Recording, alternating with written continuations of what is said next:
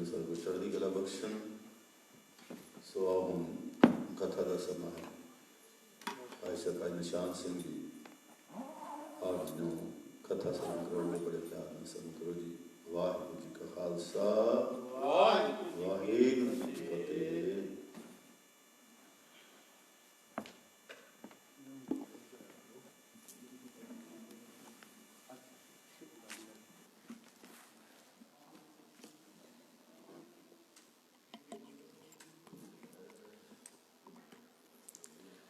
ਧੰਨ ਵਾਹਿਗੁਰੂ ਸਾਹਿਬ ਜੀ।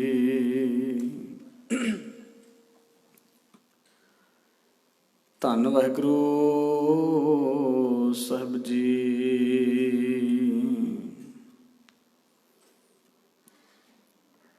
ਸਿੱਖੋ ਸ਼ਬਦ ਪਿਆਰਿਓ, ਜਨਮ ਮਰਨ ਕੀ ਟੇਕ, ਮੁਖ ਉਜਲ ਸਦਾ ਸੁਖੀ, ਨਾਨਕ ਸਿਮਰਤ ਏਕ।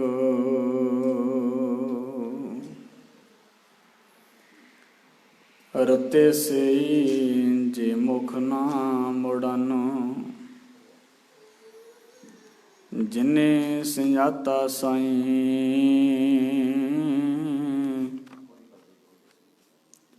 ਝੜ ਝੜ ਪਮਦੇ ਕੱਚੇ ਬਿਰਹੀ,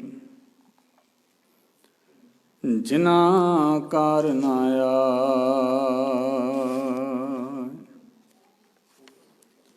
ਤਣੀ ਵਿਹੂਣਾ ਪਾਟ ਪਟੰਬਰ, ਪਾਹੀ ਸੇਤੀ ਜਾੜੇ।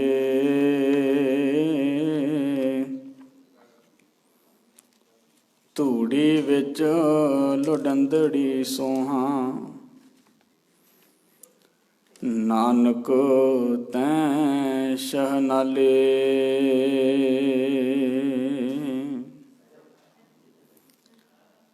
ਗਿਆਨ ਧਿਆਨ ਕਿਛ ਕਰਮ ਨਾ ਜਾਣਾ, ਸਾਰ ਨਾ ਜਾਣਾ ਤੇਰੀ।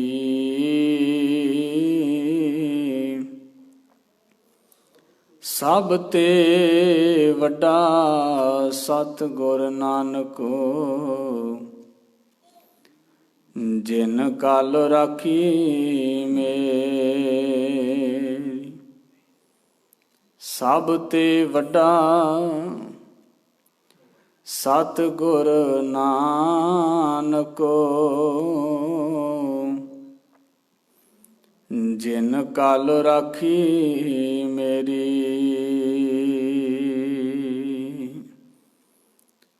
ਧੰਨ ਵਾਹਿਗੁਰੂ ਸਾਹਿਬ ਜੀ।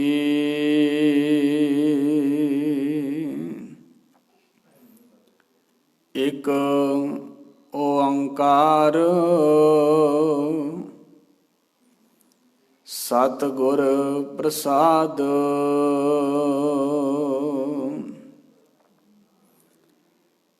ਰਾਗ ਟੋਡੀ ਮਹਲਾ ਨਵਾਂ। ਕਹੋ ਕਹਾਂ ਆਪਣੀ ਅਧਮਾਈ,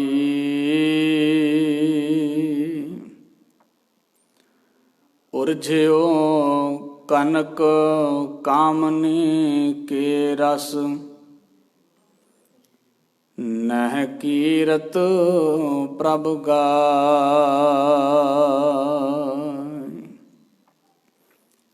ਕਹੋ ਕਹਾਂ ਆਪਣੀ ਅਧਮਾਈ,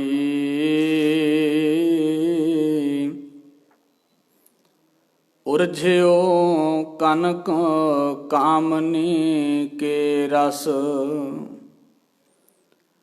ਨਹਿ ਕੀਰਤ ਪ੍ਰਭ ਗਾਈ।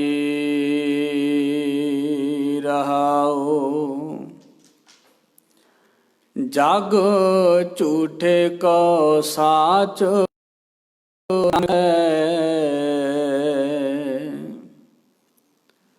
ਤਾਸਿਉ ਰੁਚ ਉਪਜਾਈ।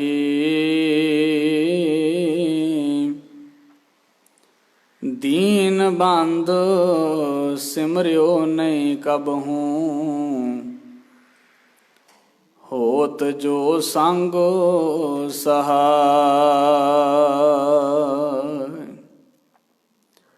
ਮਗਨ ਰਹਿਓ ਮਾਇਆ ਮੈਂ ਨਿਸ ਦਿਨ। ਛੁੱਟੀ ਨਾ ਮਨ ਕੀ ਕਾਈ। ਕਹਿ ਨਾਨਕ ਅਬ ਨਾਹਿ ਅਨਤ ਗਤ। ਬਿਨ ਹਰਿ ਕੀ ਸ਼ਰਨਾਈ। ਜਗ ਝੂਠੇ ਕੋ ਸਾਚ ਜਾਣ ਕੈ। ਤਾਸਿਉ ਰੁਚ ਉਪਜਾਈ। ਕਹਿ ਨਾਨਕ ਅਬ ਨਾਹਿ ਅਨਤ ਗਤ। ਬਿਨ ਹਰਿ ਕੀ ਸ਼ਰਨਾਈ। ਪਰਮ ਸਨਮਾਨਯੋਗ ਜੁਗੋ ਜੁਗੇ ਅਟਲ ਚਵਰ ਛਤਰ ਸਿੰਘਾਸਨ ਦੇ ਮਾਲਕ ਵਾਲੀਏ ਕੁਲ ਆਲਮ ਹਾਜ਼ਰਾ ਹਜ਼ੂਰ ਜਾਹਰਾ ਜਹੂਰ ਸਰਬ ਕਲਾ ਭਰਪੂਰ। ਮੁਜਸਮਾ ਆਬੇ ਹਯਾਤ ਸਮੁੱਚੀ ਮਾਨਵਤਾ ਦੇ ਰਹਿਬਰ। ਦਸਾਂ ਪਾਤਸ਼ਾਹੀਆਂ ਦੀ ਆਤਮਿਕ ਜੋਤ ਸ਼ਬਦ ਗੁਰੂ ਧੰਨ ਧੰਨ ਸਤਿਗੁਰੂ ਗੁਰੂ ਗ੍ਰੰਥ ਸਾਹਿਬ ਮਹਾਰਾਜ ਸੱਚੇ ਪਾਤਸ਼ਾਹ ਜੀ, ਤਿਨਾਂ ਦੀ ਪਾਵਨ ਪਵਿੱਤਰ ਮੁਕੱਦਸ ਗੋਦ ਅੰਦਰ ਜੁੜ ਬੈਠੇ ਗੁਰੂ ਪਿਆਰੇ ਗੁਰੂ ਸਵਾਰੇ ਅਤੀ ਸਤਿਕਾਰਯੋਗ ਸਤ ਸੰਗੀ ਜਨੋ, ਵਡਭਾਗੇ ਹਾਂ ਜਿੱਥੇ ਸਤਿਗੁਰੂ ਸੱਚੇ ਪਾਤਸ਼ਾਹ ਜੀ ਦੇ ਪਾਵਨ ਸਜੇ ਹੋਏ ਦੀਵਾਨਾਂ ਦੀਆਂ ਹਾਜ਼ਰੀਆਂ ਭਰ ਕੇ ਗੁਰਦੇਵ ਸਤਿਗੁਰੂ ਦੀ ਪਾਵਨ ਬਾਣੀ ਨਾਲ ਸਾਂਝ ਬਣਾਉਣ ਲਈ ਯਤਨਸ਼ੀਲ ਹਾਂ। ਉੱਥੇ ਚੈਨਲ ਦੇ ਮਾਧਿਅਮ ਰਾਹੀਂ ਦੇਸ਼ਾਂ ਵਿਦੇਸ਼ਾਂ ਵਿੱਚ ਘਰਾਂ ਵਿੱਚ ਬੈਠ ਕੇ ਸਤਿਗੁਰੂ ਸੱਚੇ ਪਾਤਸ਼ਾਹ ਜੀ ਦੀ ਮੁਬਾਰਕ ਬਾਣੀ ਨੂੰ ਸਰਵਣ ਕਰਕੇ ਇਸ ਮਨੁੱਖਾ ਜੀਵਨ ਨੂੰ ਹੋਰ ਕੀਮਤੀ ਅਤੇ ਸਚਿਆਰਾ ਬਣਾਉਣ ਲਈ ਉਦਮ ਉਪਰਾਲੇ ਕਰ ਰਹੇ ਹਾਂ। ਅਕਾਲ ਪੁਰਖ ਵਾਹਿਗੁਰੂ ਜੀ ਨੇ ਅਪਾਰ ਕਿਰਪਾ ਬਖਸ਼ਿਸ਼ ਰਹਿਮਤ ਕੀਤੀ ਹੈ। ਸੰਧਿਆ ਸਮੇਂ ਦੇ ਇਹਨਾਂ ਪਾਵਨ ਸੱਜੇ ਹੋਏ ਦੀਵਾਨਾਂ ਦੀਆਂ ਹਾਜ਼ਰੀਆਂ ਭਰ ਕੇ ਰੋਜ਼ਾਨਾ ਦੇ ਬਣੇ ਹੋਏ ਨੇਮ ਅਨੁਸਾਰ ਆਪ ਜੀ ਨੇ 100 ਦਰ ਰਹਿਰਾਸ ਸਾਹਿਬ ਜੀ ਦੀ ਪਾਵਨ ਬਾਣੀ ਦੇ ਪਾਠ ਸਰਵਣ ਕੀਤੇ ਹਨ। ਮੇਰੇ ਤੋਂ ਪਹਿਲਾਂ ਆਪ ਜੀ ਗੁਰੂ ਦਰ ਦੇ ਸਵਾਰਿਆਂ ਪਾਸੋਂ ਸਤਿਗੁਰੂ ਜੀ ਦੀ ਪਾਵਨ ਬਾਣੀ ਦਾ ਮਨੋਹਰ ਸ਼ਬਦ ਕੀਰਤਨ ਸ਼ਰਵਣ ਕਰ ਰਹੇ ਸੀ। ਸਤਿਗੁਰੂ ਗੁਰੂ ਤੇਗ ਬਹਾਦਰ ਸਾਹਿਬ ਮਹਾਰਾਜ ਸੱਚੇ ਪਾਤਸ਼ਾਹ ਜੀ ਦੇ ਪਾਵਨ 400 ਸਾਲਾ ਸ਼ਤਾਬਦੀ ਪੁਰਬ ਨੂੰ ਮੁੱਖ ਰੱਖਦਿਆਂ ਹੋਇਆਂ ਜੋ ਗੁਰਦੇਵ ਜੀ ਦੀ ਮੁਬਾਰਕ ਬਾਣੀ ਦੀ ਕਥਾ ਵਿਚਾਰ ਆਰੰਭ ਕੀਤੀ ਗਈ ਹੈ, ਤਿਸ ਲੜੀ ਦੇ ਤਹਿਤ ਹਜ਼ੂਰ ਸੱਚੇ ਪਾਤਸ਼ਾਹ ਜੀ ਦਾ ਮੁਬਾਰਕ ਸ਼ਬਦ ਰਾਗ ਟੋਡੀ ਦੇ ਵਿੱਚੋਂ ਦਾਸ ਨੇ ਆਪ ਜੀਆਂ ਦੇ ਨਾਲ ਪਾਠ ਰੂਪ ਵਿੱਚ ਸਾਂਝਾ ਕੀਤਾ ਹੈ। ਮੁਬਾਰਕ ਸ਼ਬਦ ਗੁਰੂ ਤੇਗ ਬਹਾਦਰ ਸਾਹਿਬ ਮਹਾਰਾਜ ਸੱਚੇ ਪਾਤਸ਼ਾਹ ਜੀ ਦੀ ਮੁਬਾਰਕ ਰਸਨਾ ਤੋਂ ਉਚਾਰਨ ਕੀਤਾ ਹੋਇਆ ਰਾਗ ਟੋਡੀ ਵਿੱਚ ਸੁਭਾਈਮਾਨ ਹੈ। ਸਤਿਗੁਰੂ ਗੁਰੂ ਤੇਗ ਬਹਾਦਰ ਸਾਹਿਬ ਮਹਾਰਾਜ ਸੱਚੇ ਪਾਤਸ਼ਾਹ ਜੀ ਪਾਵਨ ਮੁਬਾਰਕ ਸ਼ਬਦ ਦੇ ਰਾਹੀਂ ਕੀ ਬਖਸ਼ਿਸ਼ ਸਾਡੇ ਜੀਵਾਂ ਤੇ ਕਰਦੇ ਹਨ। ਵਿਚਾਰਾਂ ਦੀ ਸਾਂਝ ਬਣਾਉਣ ਤੋਂ ਪਹਿਲਾਂ ਗੁਰੂ ਘਰ ਦੀ ਮਰਿਆਦਾ ਨੂੰ ਬਹਾਲ ਕਰਦਿਆਂ ਕਲਗੀਧਰ ਸਵਾਮੀ ਬਾਦਸ਼ਾਹ ਦਰਵੇਸ਼ ਸਾਹਿਬੇ ਕਮਾਲ ਅੰਮ੍ਰਿਤ ਕੇ ਦਾਤੇ ਸਤਿਗੁਰੂ ਧੰਨ ਗੁਰੂ ਗੋਬਿੰਦ ਸਿੰਘ ਸਾਹਿਬ ਮਹਾਰਾਜ ਸੱਚੇ ਪਾਤਸ਼ਾਹ ਜੀ ਵੱਲੋਂ ਬਖਸ਼ਿਸ਼ ਕੀਤੀ ਹੋਈ ਪਾਵਨ ਫਤਿਹ ਨਾਲ ਸਾਂਝ ਬਣਾਈਏ। ਕੋਈ ਵੀ ਰਸਨਾ ਵਾਂਝੀ ਨਾ ਰਹੇ। ਅਦਬ ਸਤਿਕਾਰ ਸਹਿਤ ਗੁਰੂ ਚਰਨਾਂ ਵਿੱਚ ਸੀਸ ਝੁਕਾਉਂਦਿਆਂ ਨਿਮਰਤਾ ਸਹਿਤ ਹਜ਼ੂਰ ਵੱਲੋਂ ਬਖਸ਼ਿਸ਼ ਕੀਤੀ ਹੋਈ ਪਾਵਨ ਫਤਿਹ ਪ੍ਰਵਾਨ ਕਰੋ। ਆਖੋ ਜੀ ਵਾਹਿਗੁਰੂ ਜੀ ਕਾ ਖਾਲਸਾ, ਵਾਹਿਗੁਰੂ ਜੀ ਕੀ ਫਤਿਹ। ਸਤਿਗੁਰੂ ਗੁਰੂ ਗ੍ਰੰਥ ਸਾਹਿਬ ਮਹਾਰਾਜ ਸੱਚੇ ਪਾਤਸ਼ਾਹ ਜੀ ਦੀ ਮੁਬਾਰਕ ਬਾਣੀ ਸਾਨੂੰ ਇੱਕ ਅਕਾਲ ਪੁਰਖ ਵਾਹਿਗੁਰੂ ਨਾਲ ਜੋੜਦਿਆਂ ਹੋਇਆਂ ਬਾਰ-ਬਾਰ ਆਪਣੇ ਮਨੁੱਖਾ ਜੀਵਨ ਨੂੰ ਸੁਚਾਰਾ ਬਣਾਉਣ ਲਈ, ਆਪਣੇ ਕਿਰਦਾਰ ਨੂੰ ਉਚੇਰਿਆਂ ਚੁੱਕਣ ਲਈ ਅਤੇ ਸਾਨੂੰ ਇਸ ਮਨੁੱਖਾ ਜੀਵਨ ਦੇ ਉੱਤੇ ਮਾਣ ਮਹਿਸੂਸ ਹੋ ਸਕੇ, ਐਸੇ ਕਰਮ ਕਰਨ ਦੀ ਪ੍ਰੇਰਨਾ ਗੁਰੂ ਗ੍ਰੰਥ ਸਾਹਿਬ ਮਹਾਰਾਜ ਸੱਚੇ ਪਾਤਸ਼ਾਹ ਜੀ ਦੀ ਪਾਵਨ ਬਾਣੀ ਸਾਨੂੰ ਬਾਰ-ਬਾਰ ਬਖਸ਼ਿਸ਼ ਕਰਦੀ ਹੈ। ਗੁਰੂ ਗ੍ਰੰਥ ਸਾਹਿਬ ਮਹਾਰਾਜ ਸੱਚੇ ਪਾਤਸ਼ਾਹ ਜੀ ਮਹਾਰਾਜ ਨੇ ਮਨੁੱਖ ਨੂੰ ਮਨੁੱਖ ਹੋਣ ਦੇ ਉੱਪਰ ਮਾਣ ਮਹਿਸੂਸ ਹੋਵੇ, ਇਹ ਮਨੁੱਖਾ ਜੀਵਨ ਸਚਿਆਰਾ ਕਿਵੇਂ ਬਣ ਸਕੇ, ਅਸੀਂ ਆਪਣੀਆਂ ਮਾਨਸਿਕ ਉਲਝਣਾਂ ਦੇ ਵਿੱਚੋਂ ਨਿਕਲ ਕੇ ਇਹਨਾਂ ਦਾ ਹੱਲ ਸਤਿਗੁਰੂ ਗੁਰੂ ਗ੍ਰੰਥ ਸਾਹਿਬ ਮਹਾਰਾਜ ਦੀ ਬਾਣੀ ਦੇ ਮੁਤਾਬਕ ਕਿਵੇਂ ਕਰ ਸਕਦੇ ਹਾਂ, ਇਹਨਾਂ ਸਾਰੀਆਂ ਬਾਤਾਂ ਦੇ ਹੱਲ ਜਿਹੜੇ ਨੇ, ਜਵਾਬ ਜਿਹੜੇ ਨੇ, ਗੁਰਦੇਵ ਨੇ ਆਪਣੀ ਪਾਵਨ ਬਾਣੀ ਵਿੱਚ ਦਰਜ ਕੀਤੇ ਹਨ। ਸਤਿਗੁਰੂ ਗੁਰੂ ਤੇਗ ਬਹਾਦਰ ਸਾਹਿਬ ਮਹਾਰਾਜ ਸੱਚੇ ਪਾਤਸ਼ਾਹ ਜੀ ਦਾ ਪਾਵਨ ਸ਼ਬਦ ਜੋ ਆਪ ਜੀਆਂ ਨੇ ਸ਼ਰਵਣ ਕੀਤਾ ਹੈ, ਵਿਚਾਰ ਅਧੀਨ ਮੁਬਾਰਕ ਸ਼ਬਦ ਦੇ ਰਹਾਉ ਦੇ ਬੰਦ ਵਿੱਚ ਜ਼ਿਕਰ ਕਰਦਿਆਂ ਗੁਰਦੇਵ ਸਤਿਗੁਰੂ ਗੁਰੂ ਤੇਗ ਬਹਾਦਰ ਸਾਹਿਬ ਮਹਾਰਾਜ ਸੱਚੇ ਪਾਤਸ਼ਾਹ ਜੀ ਫਰਮਾਉਂਦੇ ਨੇ, ਕਹੋ ਕਹਾਂ ਆਪਣੀ ਅਧਮਾਈ। ਅਧਮਾਈ ਦਾ ਅਰਥ ਹੈ ਨੀਚਤਾ, ਵੀ ਮੈਂ ਆਪਣੀ ਨੀਚਤਾ ਕਿੱਥੋਂ ਤੱਕ ਬਿਆਨ ਕਰਾਂ। ਵੈਸੇ ਸਤਿਗੁਰੂ ਗੁਰੂ ਗ੍ਰੰਥ ਸਾਹਿਬ ਮਹਾਰਾਜ ਦੀ ਬਾਣੀ ਵਿੱਚੋਂ ਸਾਨੂੰ ਇਹ ਪੱਖ ਜਿਹੜਾ ਹੈ ਉਹ ਬੜੇ ਸੋਹਣੇ ਢੰਗ ਨਾਲ ਸਮਝ ਲੈਣਾ ਚਾਹੀਦਾ ਹੈ। ਜਦੋਂ ਵੀ ਅਸੀਂ ਗੁਰੂ ਗ੍ਰੰਥ ਸਾਹਿਬ ਮਹਾਰਾਜ ਸੱਚੇ ਪਾਤਸ਼ਾਹ ਦੀ ਪਾਵਨ ਬਾਣੀ ਨੂੰ ਪੜ੍ਹਦੇ ਹਾਂ, ਸੁਣਦੇ ਹਾਂ, ਵਿਚਾਰਨ ਦੀ ਕੋਸ਼ਿਸ਼ ਕਰਦੇ ਹਾਂ, ਬਾਰ-ਬਾਰ ਐਸੇ ਸਾਨੂੰ ਸ਼ਬਦ ਮਿਲ ਜਾਣਗੇ ਸਤਿਗੁਰੂ ਦੀ ਪਾਵਨ ਬਾਣੀ ਵਿੱਚੋਂ, ਜਿੱਥੇ ਗੁਰਦੇਵ ਕੋਈ ਵੀ ਗੱਲ ਸਾਨੂੰ ਜਿਸ ਵੇਲੇ ਸਮਝਾਉਂਦੇ ਨੇ ਤੇ ਆਪਣੇ ਜੀਵਨ ਤੇ ਲਾ ਕੇ ਉਸ ਬਾਤ ਨੂੰ ਸਮਝਾਉਂਦੇ ਨੇ। ਉਦਾਹਰਣ ਦੇ ਮਾਤਰ ਅਸੀਂ ਜਿਸ ਵੇਲੇ ਵੇਖਦੇ ਹਾਂ, ਕਬੀਰ ਸਾਹਿਬ ਜੀ ਦਾ ਇਹ ਸ਼ਬਦ ਹੈ ਜਿੱਥੇ ਉਹ ਕਹਿੰਦੇ ਨੇ, ਗੋਬਿੰਦ ਹਮ ਐਸੇ ਅਪਰਾਧੀ, ਵੀ ਮੈਂ ਮਾਨੋ ਬਹੁਤ ਵੱਡਾ ਅਪਰਾਧੀ ਹਾਂ।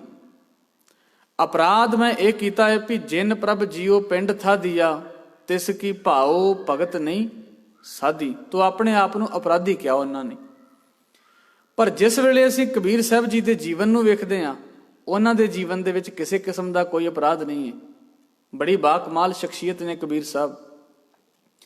ਭਾਈ ਗੁਰਦਾਸ ਜਿਸ ਵੇਲੇ ਆਪਣੀਆਂ ਵਾਰਾਂ ਦੇ ਵਿੱਚ ਇਸ ਗੱਲ ਦਾ ਕਥਨ ਕਰਦੇ ਨੇ, ਹਉ ਅਪਰਾਧੀ ਗੁਨਾਹਗਾਰ ਹਉ ਬੇਮੁਖ ਮੰਦਾ, ਚੋਰ ਜਾਰ ਜੁਆਰ ਹਉ ਪਰ ਘਰ ਜੋ ਹੰਦਾ, ਪਰ ਇਹ ਗੱਲਾਂ ਭਾਈ ਗੁਰਦਾਸ ਜੀ ਦੀ ਸ਼ਖਸੀਅਤ ਨਾਲ ਮੇਲ ਨਹੀਂ ਖਾਂਦੀਆਂ।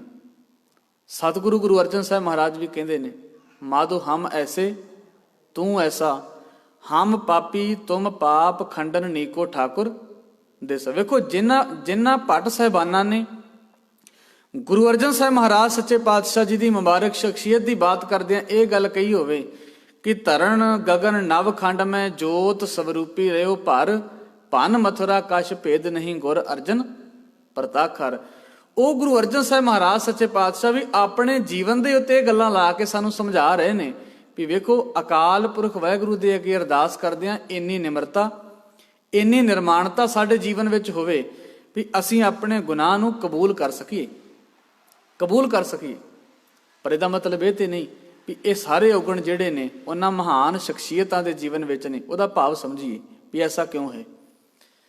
ਜਿਸ ਵੇਲੇ ਸਿਆਣਾ ਟੀਚਰ ਜਿਹੜਾ ਹੋਏਗਾ ਨਾ, ਉਹ ਕਲਾਸਰੂਮ ਦੇ ਵਿੱਚ ਪੜ੍ਹਾ ਰਿਹਾ ਹੋਏਗਾ ਤੇ ਉਹ ਅੱਗੇ ਬੋਲਣ ਦੀ ਕੋਸ਼ਿਸ਼ ਕਰਦਾ, ਭਾਵੇਂ ਉਹ ਇੰਗਲਿਸ਼ ਦੀ ਵਰਣਮਾਲਾ ਹੋਵੇ, ਭਾਵੇਂ ਉਹ 35 ਅੱਖਰੀ ਹੋਵੇ, ਭਾਵੇਂ ਉਹ ਹਿੰਦੀ ਦੀ ਵਰਣਮਾਲਾ ਹੋਵੇ, ਉਹ ਅੱਗੇ ਬੋਲਦਾ।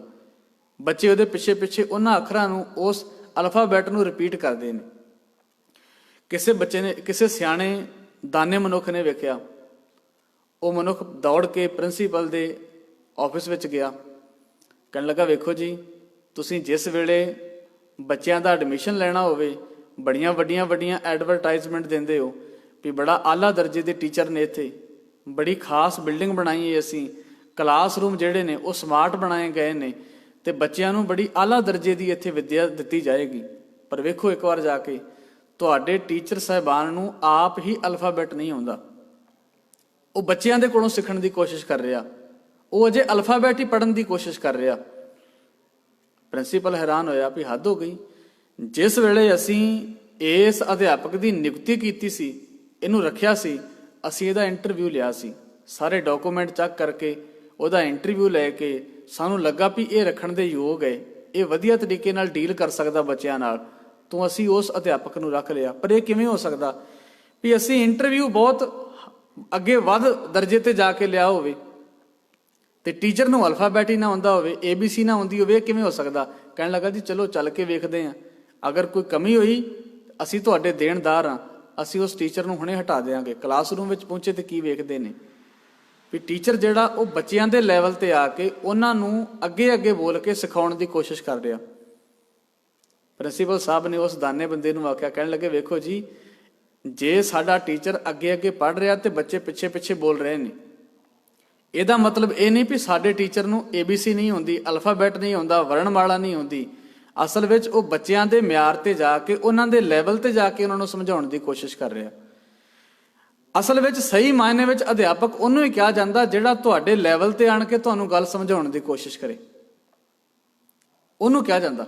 ਸਤਿਗੁਰੂ ਗੁਰੂ ਗ੍ਰੰਥ ਸਾਹਿਬ ਮਹਾਰਾਜ ਦੀ ਬਾਣੀ ਵਿੱਚੋਂ ਜਿਸ ਵੇਲੇ ਅਸੀਂ ਇਹਨਾਂ ਸਾਰੇ ਪੱਖਾਂ ਨੂੰ, ਇਹਨਾਂ ਟੈਕਨੀਕਲ ਪੁਆਇੰਟਾਂ ਨੂੰ ਵੇਖਣ ਦੀ ਕੋਸ਼ਿਸ਼ ਕਰਾਂਗੇ, ਗੁਰਦੇਵ ਦਾਤਾ ਜੀ ਨੇ ਹਰ ਬੰਦੇ ਦੇ ਲੈਵਲ ਤੇ ਜਾ ਕੇ ਉਹਦੇ ਨਾਲ ਡੀਲ ਕਰਨ ਦੀ ਕੋਸ਼ਿਸ਼ ਕੀਤੀ, ਉਹਨੂੰ ਅਕਾਲ ਪੁਰਖ ਵਾਹਿਗੁਰੂ ਦਾ ਸੰਦੇਸ਼ ਉਪਦੇਸ਼ ਦੇਣ ਦੀ ਕੋਸ਼ਿਸ਼ ਕੀਤੀ, ਉਹਦੇ ਨਾਲ ਸੱਚ ਦੀਆਂ ਬਾਤਾਂ ਪਾਉਣ ਦੀ ਸਤਿਗੁਰੂ ਜੀ ਨੇ ਯਤਨ ਕੀਤਾ ਹੈ।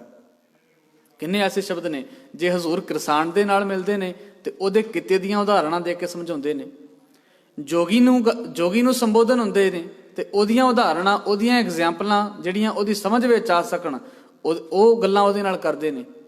ਜੇ ਹਜ਼ੂਰ ਸੱਚੇ ਪਾਤਸ਼ਾਹ ਮਹਾਰਾਜ ਪੰਡਤ ਨਾਲ ਗੱਲ ਕਰਦੇ ਨੇ, ਮੌਲਵੀ ਨਾਲ ਗੱਲ ਕਰਦੇ ਨੇ, ਕਾਜ਼ੀ ਨਾਲ ਗੱਲ ਕਰਦੇ ਨੇ, ਤੇ ਉਹਦੇ ਲੈਵਲ ਤੇ ਜਾ ਕੇ ਉਹਦੇ ਪ੍ਰੋਫੈਸ਼ਨ ਦੀਆਂ, ਉਹਦੇ ਕਿੱਤੇ ਦੀਆਂ ਐਗਜ਼ਾਮਪਲਾਂ ਦੇ ਕੇ ਗਰੀਬ ਨਵਾਜ ਪਾਤਸ਼ਾਹ ਨੂੰ ਸਮਝਾਉਣ ਦੀ ਕੋਸ਼ਿਸ਼ ਕਰਦੇ ਨੇ। ਤੋ ਇੱਥੇ ਜਿਹੜਾ ਮੈਂ ਪੱਖ ਆਪ ਜੀ ਨਾਲ ਸਾਂਝਾ ਕਰ ਰਿਹਾ, ਹਜ਼ੂਰ ਗੁਰਦੇਵ ਸਤਿਗੁਰੂ ਸੱਚੇ ਪਾਤਸ਼ਾਹ ਜੀ ਨੇ ਆਪਣੇ ਜੀਵਨ ਤੇ ਉਹ ਗੱਲਾਂ ਲਾ ਕੇ ਸਾਨੂੰ ਸਮਝਾਉਣ ਦੀ ਕੋਸ਼ਿਸ਼ ਕੀਤੀ ਹੈ ਕਿ ਬੰਦਿਆ, ਗੁਰੂ ਕੋਲ ਆ ਕੇ ਆਪਣੇ ਗੁਨਾਹ ਕਬੂਲ ਕਰ ਤੇ ਇਹ ਆਖ, ਜੇਤਾ ਸਮੁੰਦ ਸਾਗਰ ਨੀਰ ਭਰਿਆ, ਤੇਤੇ ਔਗਣ ਹਮਾਰੇ, ਦਇਆ ਕਰੋ ਕਿਛ ਮਿਹਰ ਉਪਾਵੋ, ਡੁੱਬਦੇ ਪੱਥਰ ਤਾਰੇ। ਇਹ ਅਰਦਾਸ ਕਰਨ ਦਾ ਵੱਲ ਜਿਹੜਾ ਵੀ ਜਿਸ ਵੇਲੇ ਸਿੱਖ ਬਾਣੀ ਪੜ੍ਹੇ ਤਾਂ ਉਹਨੂੰ ਇਹ ਮਹਿਸੂਸ ਹੋਵੇ ਵੀ ਮਾਨੋ ਮੇਰੇ ਜੀਵਨ ਦੀ ਬਾਤ ਚੱਲ ਰਹੀ ਹੈ ਗੁਰੂ ਗ੍ਰੰਥ ਸਾਹਿਬ ਮਹਾਰਾਜ ਦੀ ਬਾਣੀ ਵਿੱਚ। ਹੁਣ ਹਜ਼ੂਰ ਗੁਰੂ ਤੇਗ ਬਹਾਦਰ ਸਾਹਿਬ ਮਹਾਰਾਜ ਸੱਚੇ ਪਾਤਸ਼ਾਹ ਜੀ ਨੇ ਮੁਬਾਰਕ ਸ਼ਬਦ ਵਿੱਚ ਕੀ ਆਖਿਆ, ਕਹੋ ਕਹਾਂ ਆਪਣੀ ਅਧਮਾਈ। ਅਧਮਾਈ ਦਾ ਅਰਥ ਨੀਚਤਾ, ਵੀ ਮੈਂ ਆਪਣੀ ਨੀਚਤਾ ਕਿੰਨੀ ਕੁ ਬਿਆਨ ਕਰਾਂ। ਹੁਣ ਗੁਰੂ ਸਾਹਿਬ ਨੀਚ ਨਹੀਂ, ਪਰ ਉਹ ਸਾਨੂੰ ਸਮਝਾਉਣ ਵਾਸਤੇ ਵੀ ਮੈਂ ਆਪਣੀ ਨੀਚਤਾ ਕਿੰਨੀ ਕੁ ਬਿਆਨ ਕਰਾਂ। ਆਖਿਆ ਮਹਾਰਾਜ ਐਸੀ ਕੀ ਗੱਲ ਹੋ ਗਈ? ਤੇ ਹਜ਼ੂਰ ਕਹਿਣ ਲੱਗੇ, ਉਰਜਿਓ, ਮੈਂ ਉਲਝਿਆ ਹੋਇਆ ਹਾਂ, ਮੈਂ ਫਸਿਆ ਹੋਇਆ ਹਾਂ। ਕਿਸ ਗੱਲ ਵਿੱਚ? ਕਨਕ ਕਾਮਨੀ ਕੇ ਰਸ, ਨਹਿ ਕੀਰਤ ਪ੍ਰਭ ਗਾਈ। ਪਹਿਲਾ ਗੁਨਾਹ ਤੇ ਮੈਂ ਇਹ ਕੀਤਾ ਵੀ ਕਰਤੇ ਪੁਰਖ ਵਾਹਿਗੁਰੂ ਦੀ ਸਿਫਤ ਸਲਾਹ ਨਹੀਂ ਕਰ ਸਕਿਆ ਮੈਂ ਹੁਣ ਤੱਕ, ਇਹ ਮਨੁੱਖਾ ਜੀਵਨ ਲੈ ਕੇ ਵੀ। ਤੇ ਦੂਜਾ ਗੁਨਾਹ ਜਿਹੜਾ ਮੇਰੇ ਕੋਲ ਹੋਇਆ ਉਹ ਇਹ ਹੈ ਕਿ ਮੈਂ ਹਰ ਵੇਲੇ ਵਿਕਾਰੀ ਦ੍ਰਿਸ਼ਟੀ ਨਾਲ, ਕਾਮ ਦੀ ਭਾਵਨਾ ਨਾਲ ਪਰ ਇਸਤਰੀ ਨੂੰ ਵੇਖਣ ਦੀ ਕੋਸ਼ਿਸ਼ ਕਰਦਾ। ਹੁਣ ਵੇਖੋ, ਜਿਸ ਵੇਲੇ ਅਸੀਂ ਸਤਿਗੁਰੂ ਦੀ ਪਾਵਨ ਬਾਣੀ ਨੂੰ ਪੜ੍ਹਦੇ ਹਾਂ ਨਾ, ਸਾਨੂੰ ਇਹਨਾਂ ਪੱਖਾਂ ਨੂੰ ਬਹੁਤ ਧਿਆਨ ਨਾਲ ਵੇਖਣਾ ਤੇ ਸਮਝਣ ਦੀ ਲੋੜ ਹੈ। ਇਹਨਾਂ ਚੀਜ਼ਾਂ ਨੂੰ ਸਤਿਗੁਰੂ ਸੱਚੇ ਪਾਤਸ਼ਾਹ ਗੁਰੂ ਗ੍ਰੰਥ ਸਾਹਿਬ ਮਹਾਰਾਜ ਦੀ ਬਾਣੀ ਵਿੱਚ 5 ਵਿਕਾਰਾਂ ਦਾ ਜ਼ਿਕਰ ਅਸੀਂ ਬਾਰ-ਬਾਰ ਪੜ੍ਹਦੇ ਹਾਂ, ਕਾਮ, ਕ੍ਰੋਧ, ਲੋਭ, ਮੋਹ ਤੇ ਹੰਕਾਰ। ਹੁਣ ਅਸਲ ਵਿੱਚ ਇਹਨਾਂ ਨੂੰ ਗੁਰੂ ਗ੍ਰੰਥ ਸਾਹਿਬ ਮਹਾਰਾਜ ਦੀ ਬਾਣੀ ਨੇ ਕੁਦਰਤੀ ਤਾਕਤਾਂ ਆਖਿਆ। ਤੁਸੀਂ ਅੰਦਾਜ਼ਾ ਲਾਓ, ਜੇ ਬੰਦੇ ਦੇ ਅੰਦਰ ਕਾਮ ਹੀ ਨਾ ਹੋਵੇ ਤੇ ਸੰਸਾਰ ਦੀ ਉਤਪਤੀ ਕਿੱਥੋਂ ਹੋਏਗੀ? ਜੋ ਅਸੀਂ ਵੇਖ ਰਹੇ ਹਾਂ, ਪੇੜ ਪੌਦੇ ਨੇ, ਬਨਸਪਤੀ ਹੈ, ਪਸ਼ੂ ਪੰਛੀ ਨੇ, ਜੀਵ ਨੇ, ਜਾਨਵਰ ਨੇ, ਹਿਊਮਨ ਬੀਇੰਗ ਹੈ, ਹਰ ਚੀਜ਼, ਇਹਦੇ ਪਿੱਛੇ ਕੀ ਚੀਜ਼ ਖੜੀ ਹੈ? ਪ੍ਰੋਡਕਸ਼ਨ ਅਕਸਰ ਹੋ ਰਹੀ ਹੈ ਤੇ ਕਿਸੇ ਚੀਜ਼ ਵਿੱਚੋਂ ਹੋ ਰਹੀ ਹੈ ਨਾ। ਕੋਈ ਵੀ ਬੀਜ ਜ਼ਮੀਨ ਵਿੱਚ ਬੀਜਿਆ ਜਾਂਦਾ ਹੈ, ਉਹ ਪੈਦਾ ਹੋ ਜਾਂਦਾ, ਔਰ ਅਗਾਂਹ ਫਿਰ ਉਹ ਆਪਣੀ ਵੰਸ਼ ਨੂੰ ਵਧਾਉਣ ਵਾਸਤੇ ਉਹਦੀ ਪ੍ਰੋਡਕਸ਼ਨ ਕਰਨ ਦੀ ਕੋਸ਼ਿਸ਼ ਕਰਦਾ। ਤੋ ਜਿੰਨੀ ਵੀ ਪ੍ਰੋਡਕਸ਼ਨ ਹੋ ਰਹੀ, ਭਾਵੇਂ ਉਹ ਬਨਸਪਤੀ ਦੇ ਰੂਪ ਵਿੱਚ ਹੋਵੇ, ਭਾਵੇਂ ਉਹ ਹਿਊਮਨ ਬੀਇੰਗ ਦੇ ਰੂਪ ਵਿੱਚ ਹੋਵੇ, ਭਾਵੇਂ ਉਹ ਜਾਨਵਰ ਦੇ ਰੂਪਾਂ ਵਿੱਚ ਹੋਵੇ, ਪਸ਼ੂ ਪੰਛੀਆਂ ਦੇ ਰੂਪਾਂ ਵਿੱਚ, ਹਰ ਚੀਜ਼ ਦੀ ਪ੍ਰੋਡਕਸ਼ਨ ਦੇ ਪਿੱਛੇ ਖੜਾ ਹੈ ਕਾਮ। ਕਾਮ ਨਹੀਂ ਹੋਏਗਾ ਤਾਂ ਕੋਈ ਚੀਜ਼ ਅੱਗੇ ਵਧ ਨਹੀਂ ਸਕਦੀ। ਜਿੰਨੇ ਹੋਣਗੇ ਇੱਥੇ ਹੀ ਰਹਿਣਗੇ ਔਰ ਖਤਮ ਹੋ ਜਾਏਗਾ ਸਭ ਕੁਝ।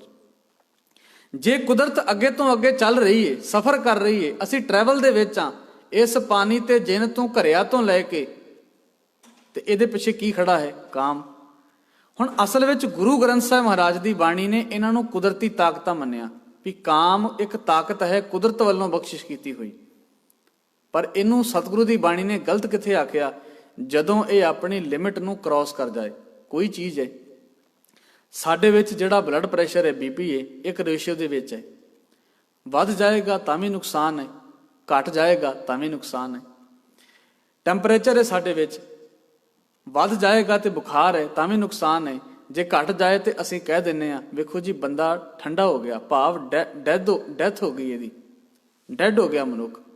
ਕਿਉਂਕਿ ਇਹਦੇ ਵਿੱਚ ਜਿਹੜਾ ਟੈਂਪਰੇਚਰ ਸੀ ਇੱਕ ਬੈਲੈਂਸ ਵਿੱਚ, ਇੱਕ ਰੇਸ਼ੋ ਦੇ ਵਿੱਚ, ਉਹ ਵਧਣ ਦਾ ਵੀ ਨੁਕਸਾਨ ਹੈ, ਘਟਣ ਦਾ ਵੀ ਨੁਕਸਾਨ ਹੈ। ਬਲੱਡ ਪ੍ਰੈਸ਼ਰ ਵਧਣ ਦਾ ਵੀ ਨੁਕਸਾਨ ਹੈ, ਘਟਣ ਦਾ ਵੀ ਨੁਕਸਾਨ ਹੈ। ਹਰ ਚੀਜ਼ ਕੁਦਰਤ ਨੇ ਸਾਡੀ ਬੋਡੀ ਦੇ ਹਿਸਾਬ ਨਾਲ ਸਾਡੇ ਵਿੱਚ ਪਾਈ। ਹਰ ਇੱਕ ਦਾ ਹਿਸਾਬ ਕਿਤਾਬ ਆਪਣਾ ਹੈ। ਜਿੰਨੀਆਂ ਵੀ ਚੀਜ਼ਾਂ ਨੇ, ਭਾਵੇਂ ਉਹ ਸ਼ੂਗਰ ਹੋਵੇ, ਡਾਇਬਟੀਜ਼ ਹੋਵੇ, ਬਲੱਡ ਪ੍ਰੈਸ਼ਰ ਹੋਵੇ, ਟੈਂਪਰੇਚਰ ਹੋਵੇ, ਹਰ ਚੀਜ਼ ਅਗਰ ਉਹ ਬੈਲੈਂਸ ਵਿੱਚ ਹੈ ਤੇ ਕੋਈ ਗੱਲ ਨਹੀਂ। ਵਧਣ ਦੇ ਉੱਤੇ ਤੇ ਘਟਣ ਦੇ ਉੱਤੇ ਨੁਕਸਾਨ ਕਰੇਗੀ ਸਾਨੂੰ। ਤੋ ਸਤਿਗੁਰੂ ਗੁਰੂ ਗ੍ਰੰਥ ਸਾਹਿਬ ਮਹਾਰਾਜ ਸੱਚੇ ਪਾਤਸ਼ਾਹ ਦੀ ਮੁਬਾਰਕ ਬਾਣੀ ਕਾਮ ਨੂੰ ਮਾੜਾ ਉੱਥੇ ਕਹਿੰਦੀ ਏ ਜਦੋਂ ਇਹ ਆਪਣੀ ਲਿਮਿਟ ਨੂੰ ਕ੍ਰਾਸ ਕਰਕੇ ਬਦਕਾਰੀ ਵਾਲੇ ਪਾਸੇ ਜਾਣ ਦੀ ਕੋਸ਼ਿਸ਼ ਕਰੇ। ਇਹਨਾਂ ਚੀਜ਼ਾਂ ਨੂੰ ਵੇਖੀ ਅਸੀਂ ਵੀ ਮਾੜਾ ਨਹੀਂ ਹੈ ਕਾਮ, ਹੋਣਾ ਚਾਹੀਦਾ ਮਨੁੱਖ ਦੇ ਵਿੱਚ। ਜੇ ਹੋਏਗਾ ਨਹੀਂ ਤੇ ਉਤਪਤੀ ਕਿਵੇਂ ਹੋਏਗੀ? ਪਰ ਮਾੜਾ ਕਿੱਥੇ ਆਖਿਆ? ਜਦੋਂ ਇਹ ਆਪਣੀ ਲਿਮਿਟ ਨੂੰ ਕ੍ਰਾਸ ਕਰੇ। ਦੂਜੀ ਬਾਤ ਇਹ ਵੀ ਪੱਖ ਅਸੀਂ ਗੁਰੂ ਗ੍ਰੰਥ ਸਾਹਿਬ ਮਹਾਰਾਜ ਦੀ ਬਾਣੀ ਵਿੱਚੋਂ ਸਮਝਣ ਦੀ ਕੋਸ਼ਿਸ਼ ਕਰੀਏ ਵੀ ਸਤਿਗੁਰੂ ਸੱਚੇ ਪਾਤਸ਼ਾਹ ਮਹਾਰਾਜ ਦੀ ਬਾਣੀ ਨੇ ਬਦਕਾਰ ਮਨੁੱਖ ਨੂੰ ਤੇ ਮਾੜਾ ਆਖਿਆ ਹੀ ਆਖਿਆ। ਜਿਹੜਾ ਬੰਦਾ ਇਹ ਦਾਅਵਾ ਕਰੇ ਵੀ ਮੇਰੇ ਅੰਦਰ ਕਾਮ ਹੀ ਨਹੀਂ ਹੈ, ਹਜ਼ੂਰ ਗੁਰੂ ਗ੍ਰੰਥ ਸਾਹਿਬ ਮਹਾਰਾਜ ਦੀ ਬਾਣੀ ਨੇ ਉਹਨੂੰ ਵੀ ਮਾੜਾ ਆਖਿਆ। ਤੇ ਧਿਆਨ ਨਾਲ ਸਮਝੋ ਇਸ ਗੱਲ ਨੂੰ ਵੀ ਜਿਹੜਾ ਬੰਦਾ ਹੁਣ ਇਹ ਕਹਿ ਰਿਹਾ ਮੇਰੇ ਵਿੱਚ ਕਾਮ ਹੀ ਨਹੀਂ ਹੈ, ਸਤਿਗੁਰੂ ਗਰੀਬ ਨਿਵਾਜ ਪਾਤਸ਼ਾਹ ਕਹਿੰਦੇ ਨੇ ਕਿਵੇਂ ਹੋ ਸਕਦਾ ਵੀ ਜਿਸ ਬੰਦੇ ਦੀ ਉਤਪਤੀ ਕਾਮ ਤੋਂ ਹੋਈ ਹੋਵੇ ਉਹਦੇ ਅੰਦਰ ਉਹ ਹੋਵੇ ਹੀ ਨਾ। ਇਹ ਕਿਵੇਂ ਹੋ ਸਕਦਾ? ਇਹਦਾ ਮਤਲਬ ਹੈ ਤੂੰ ਕੁਦਰਤ ਉੱਤੇ ਜੇਤੂ ਹੋਣ ਦੀ ਕੋਸ਼ਿਸ਼ ਕਰ ਰਿਹਾ, ਜੋ ਕਿ ਹੋ ਨਹੀਂ ਸਕਦਾ। ਹੋ ਨਹੀਂ ਸਕਦਾ ਹੈ। ਤੂੰ ਕੁਦਰਤ ਦੇ ਬਣਾਏ ਹੋਏ ਨਿਯਮ ਨੂੰ ਤੋੜ ਨਹੀਂ। ਹਾਂ, ਤੇਰੀ ਕੋਈ ਫਿਜ਼ੀਕਲੀ ਪ੍ਰੋਬਲਮ ਹੈ, ਤੇਰੀ ਕੋਈ ਮਾਨਸਿਕ ਗੁੰਝਲ ਹੈ ਤੇ ਵੱਖਰੀ ਗੱਲ ਹੈ। ਪਰ ਜੇ ਤੂੰ ਆਖੇ ਮੇਰੇ ਵਿੱਚ ਕਾਮ ਹੀ ਨਹੀਂ ਹੈ ਤੇ ਇਸ ਕਰਕੇ ਮੈਂ ਬ੍ਰਹਮ ਗਿਆਨੀ ਆ, ਤੇ ਹਜ਼ੂਰ ਕਹਿੰਦੇ ਨੇ ਬਿੰਦ ਰਾਖ ਜੋ ਤਰੀਏ ਭਾਈ, ਖੁਸਰੇ ਕਿਉਂ ਨਾ ਪਰਮਗਤ ਪਾਈ। ਇਹਨੂੰ ਪ੍ਰਵਾਨ ਨਹੀਂ ਕੀਤਾ। ਹੁਣ ਵੇਖੋ ਗੱਲ ਇਹ ਹੈ ਵੀ ਉਹ ਬੰਦਾ ਇਹ ਨਹੀਂ ਕਹਿ ਰਿਹਾ ਵੀ ਮੈਂ ਮਾੜਾ, ਮੈਂ ਬਦਕਾਰ ਹਾਂ, ਕਿਉਂਕਿ ਜਿਹਨੇ ਆਪਣੇ ਆਪ ਨੂੰ ਬ੍ਰਹਮਚਾਰੀ ਕਹਿ ਲਿਆ ਉਹ ਬਦਕਾਰ ਕਿਵੇਂ ਹੋ ਸਕਦਾ? ਪਰ ਗੁਰੂ ਗ੍ਰੰਥ ਸਾਹਿਬ ਮਹਾਰਾਜ ਦੀ ਬਾਣੀ ਨੇ ਉਹਦਾ ਖੰਡਨ ਕੀਤਾ, ਤੇ ਖੰਡਨ ਕੀਤਾ ਵੀ ਇਸ ਕਰਕੇ ਵੀ ਤੂੰ ਕੁਦਰਤ ਦੀ ਤਾਕਤ ਉੱਤੇ ਜੇਤੂ ਹੋਣ ਦੀ ਕੋਸ਼ਿਸ਼ ਕਰ ਰਿਹਾ, ਇਹ ਹੋ ਨਹੀਂ ਸਕਦਾ। ਪੂਰੇ ਗੁਰੂ ਗ੍ਰੰਥ ਸਾਹਿਬ ਮਹਾਰਾਜ ਦੀ ਬਾਣੀ ਵਿੱਚ ਮਨੁੱਖ ਨੂੰ ਕੁਦਰਤ ਦੇ ਅਧੀਨ ਦਿਖਾਇਆ ਗਿਆ। ਇੱਕ ਵੀ ਸ਼ਬਦ, ਇੱਕ ਵੀ ਪੰਕਤੀ ਐਸੀ ਨਹੀਂ ਜਿੱਥੇ ਆਖਿਆ ਗਿਆ ਹੋਵੇ ਵੇਖੋ ਬੰਦੇ ਨੇ ਕੁਦਰਤ ਉੱਤੇ ਆਪਣੀ ਤਾਕਤ ਅਜਮਾ ਲਈ। ਇਹ ਜ਼ਰੂਰ ਆਖਿਆ ਸਭਨੀ ਛਾਲਾਂ ਮਾਰੀਆਂ ਕਰਤਾ ਕਰੇ ਸੋ ਹੋਏ। ਅਸੀਂ ਆਪਣਾ ਤਾਣ ਲਾ ਸਕਦੇ ਹਾਂ, ਅਸੀਂ ਆਪਣੇ ਲੈਵਲ ਤੇ ਕੋਸ਼ਿਸ਼ ਕਰ ਸਕਦੇ ਹਾਂ, ਪਰ ਓੜਕ ਨੂੰ ਰਿਜ਼ਲਟ ਉਹੀ ਨਿਕਲੇਗਾ ਜੋ ਗੁਰੂ ਗ੍ਰੰਥ ਸਾਹਿਬ ਮਹਾਰਾਜ ਦੀ ਬਾਣੀ ਦੇ ਮੁਤਾਬਕ ਹੋਏਗਾ, ਜੋ ਅਕਾਲ ਪੁਰਖ ਵਾਹਿਗੁਰੂ ਦੇ ਹੁਕਮ ਦੇ ਵਿੱਚ ਹੋਏਗਾ। ਨਤੀਜੇ, ਸਿੱਟੇ ਤੇ ਰਿਜ਼ਲਟ ਉਹੀ ਆਉਣਗੇ। ਅਸੀਂ ਆਪਣੇ ਵੱਲੋਂ ਭਾਵੇਂ ਜਿੰਨੀ ਮਰਜ਼ੀ ਕੋਸ਼ਿਸ਼ ਕਰੀਏ। ਸਤਿਗੁਰੂ ਇਹਨੂੰ ਭਾਣਾ ਕਹਿੰਦੇ ਨੇ, ਮਤਾ ਕਰੇ ਪੱਛਮ ਕੈ ਤਾਈ ਪੂਰਬ ਹੀ ਲੈ ਜਾਤ, ਖਿਨਮੈ ਥਾਪ ਉਥਾਪਨ ਹਾਰਾ ਆਪਨ ਹਾਥ ਮਤਾਤ, ਸਿਆਣਪ ਕਾਹੂ ਕਾਮ ਨਾ ਆਤ, ਜੋ ਅਨਰੂਪਿਓ ਠਾਕੁਰ ਮੇਰੇ ਹੋਏ ਰਹੀ ਉਹ ਬਾਤ। ਅਸੀਂ ਜੇਤੂ ਨਹੀਂ ਹੋ ਸਕਦੇ।